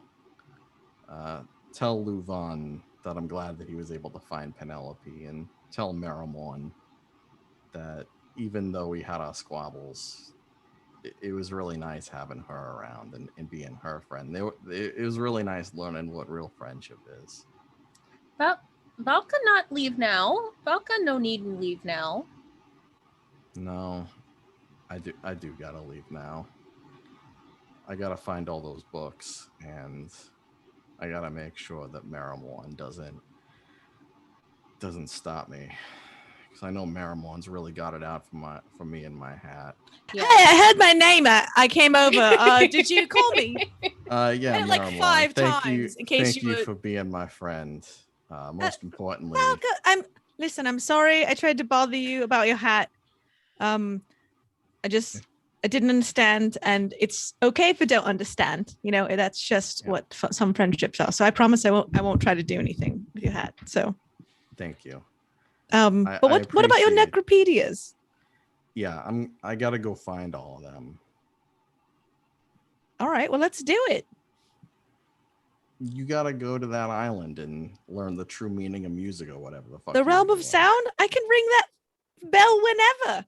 I just got this bling blood body back. I could die again, and that could be my bard, my shade's like meaning of life is to actually go and learn about it. Got plenty of time. Maybe, but I gotta make sure that I do my journey. I've been with y'all for a while now, and it was really good to know you all, and I'll always know you now that we've been together and had this adventure. And most importantly, I'm really glad that I was able to give you that boost, that little trinket. If you want to keep it, you can. So I was not going to give it back. Good. You should know that as long as you have it, I'll always know where you are. That's fine. I mean, it kind of sounds like a threat. Forever. But it's also, I mean, would it work in the realm of sound? Yeah. Well, okay. Yeah. All right. Sure. Okay. It's a piece of, you know what? Then I look forward to you visiting me unannounced. I look forward to you seeing me again once I've collected all these books. I hope that in time you and the hat can become friends. So we're agreeing it's a sentient being. Don't worry about it. And then he enters the ethereal plane. Son of Six Killer. Is LuVon near us? LuVon and Snotrag, maybe? Oh, well, Snotrag is hanging out by Hestia at the moment. Okay. Kind of like, are you okay, Hestia? She eventually will blink and flutter to life. And we go, Snotrag, I knew you'd do it. Oh, I'm glad you did. Aww. That was a lot. She gives like a very faint, like limp pat of a good job on Snotrag's back and goes,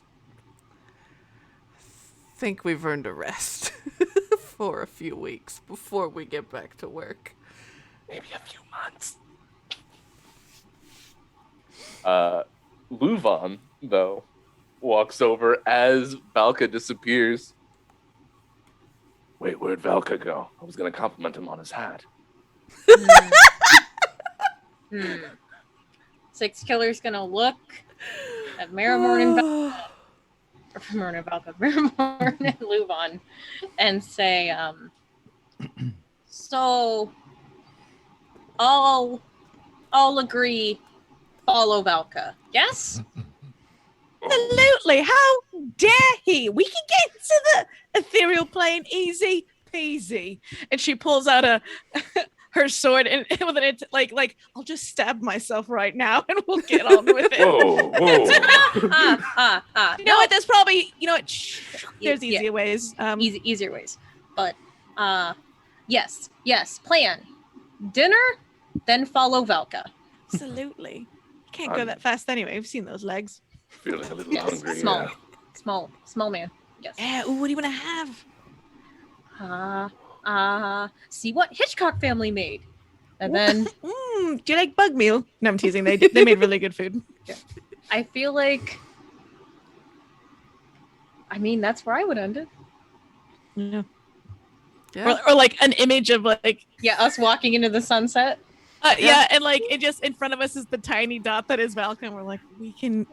Yeah, You all- we see him, but we're pretending not to see him. You all can head back to Seawall, and you all enjoy a fantastic feast with all of your favorite foods spread before you, and the wonderful laugh, the din of laughter, and clinking of glasses.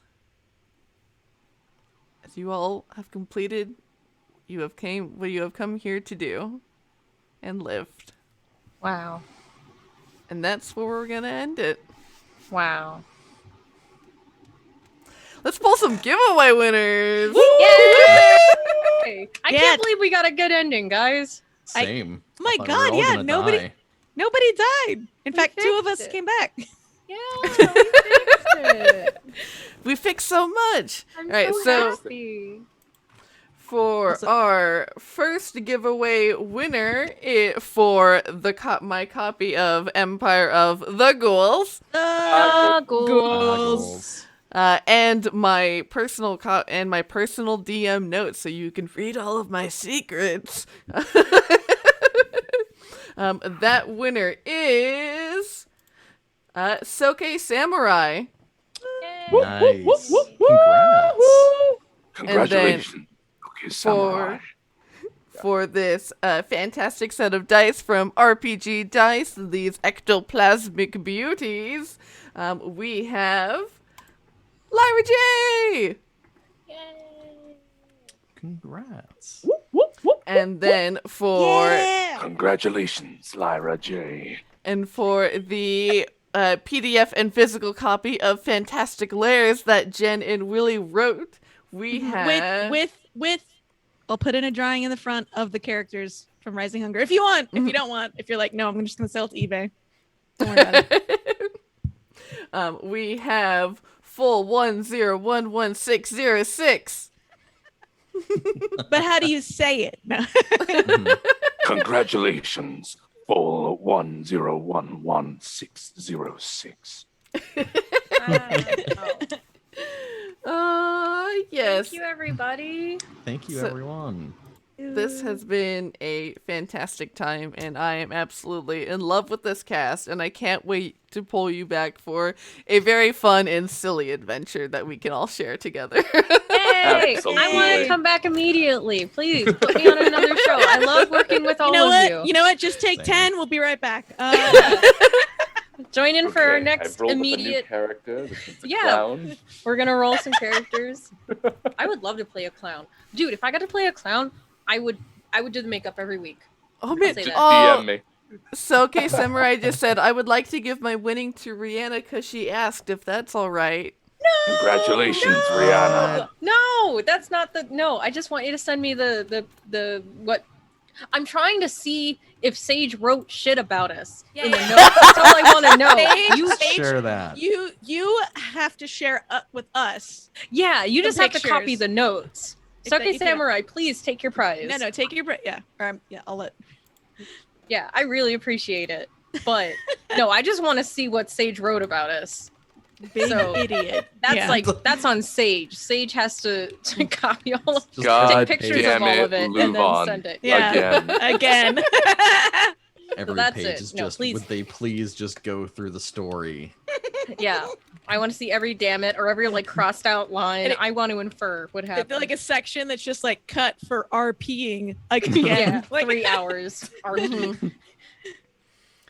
Sage is like deleting stuff. Yes, sure. I'll gonna- definitely share it with you. It's gonna no. be sent to us like a CIA report where like half of it is blocked out and the other half is like a different form of blocked out.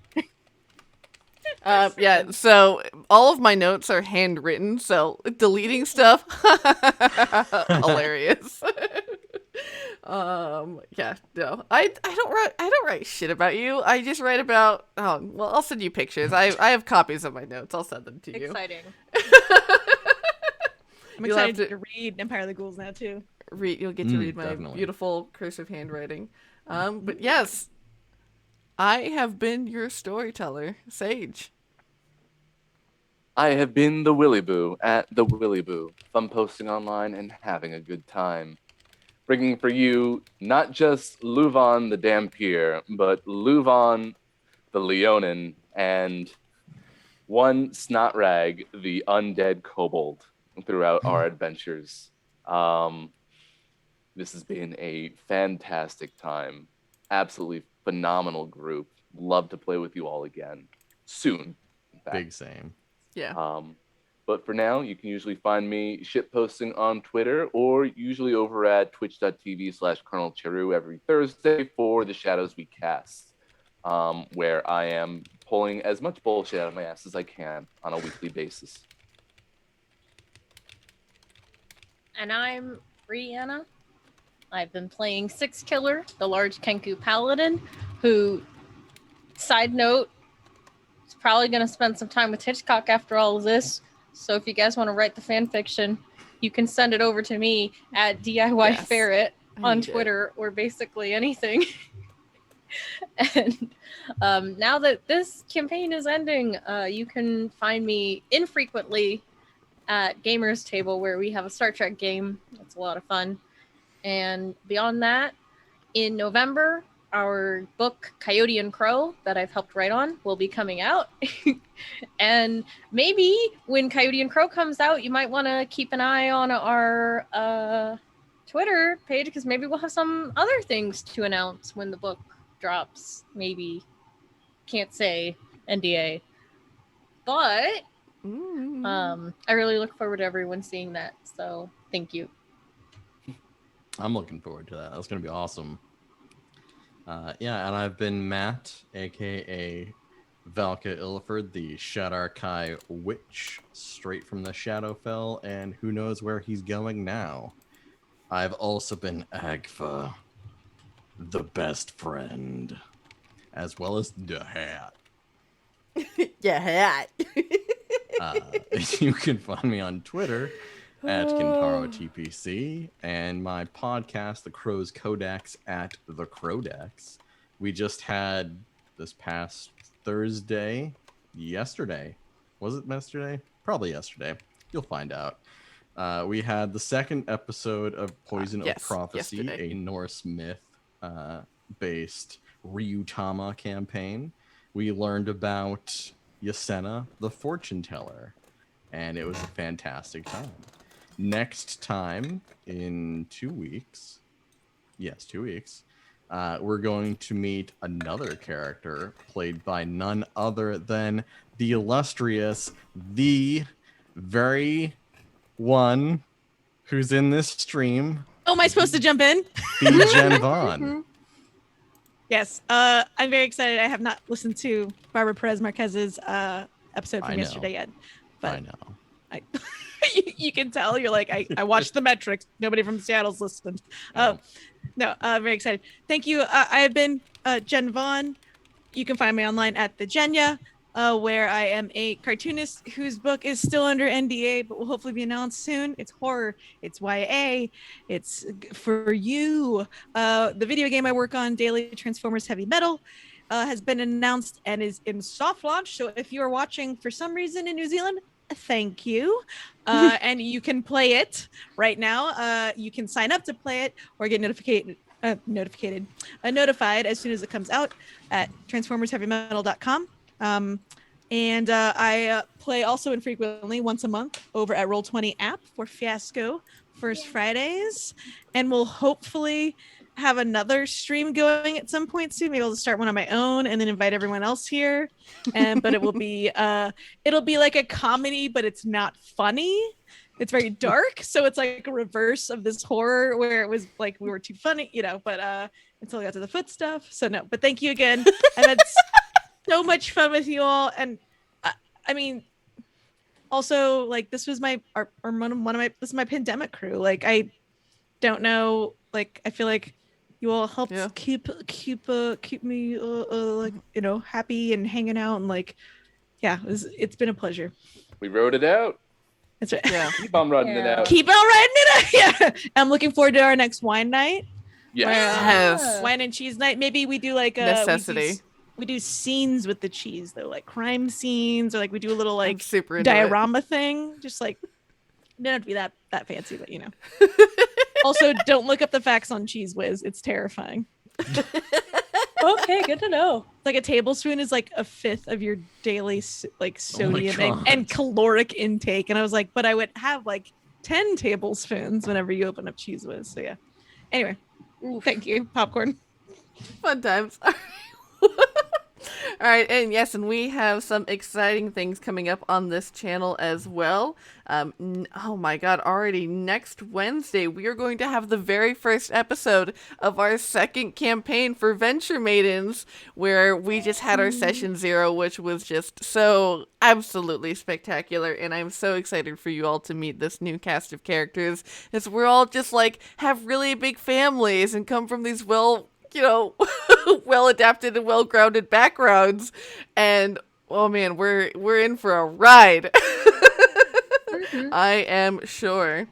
And then also coming up, something very exciting that I'm announcing first here on July 29th.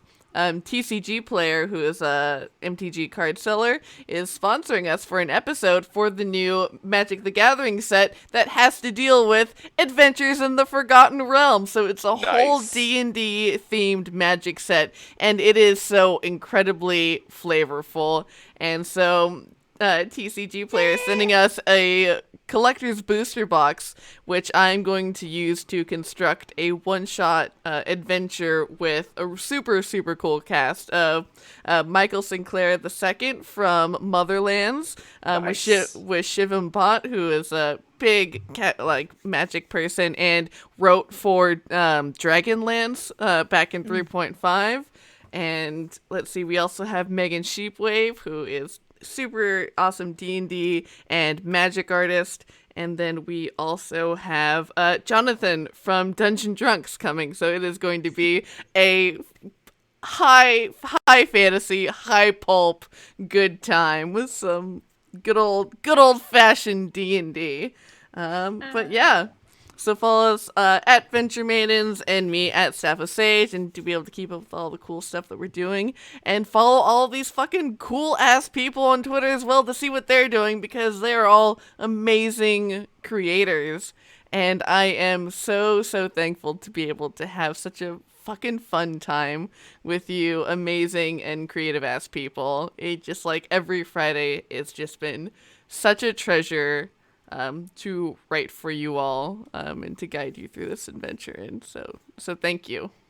Thank you, You Sage. Sage. This was Yeah, so thank fun. you, Sage. Thank you, everybody. Yeah. But you Oh, know what you all should do until next time? Feast Feast away! Yay!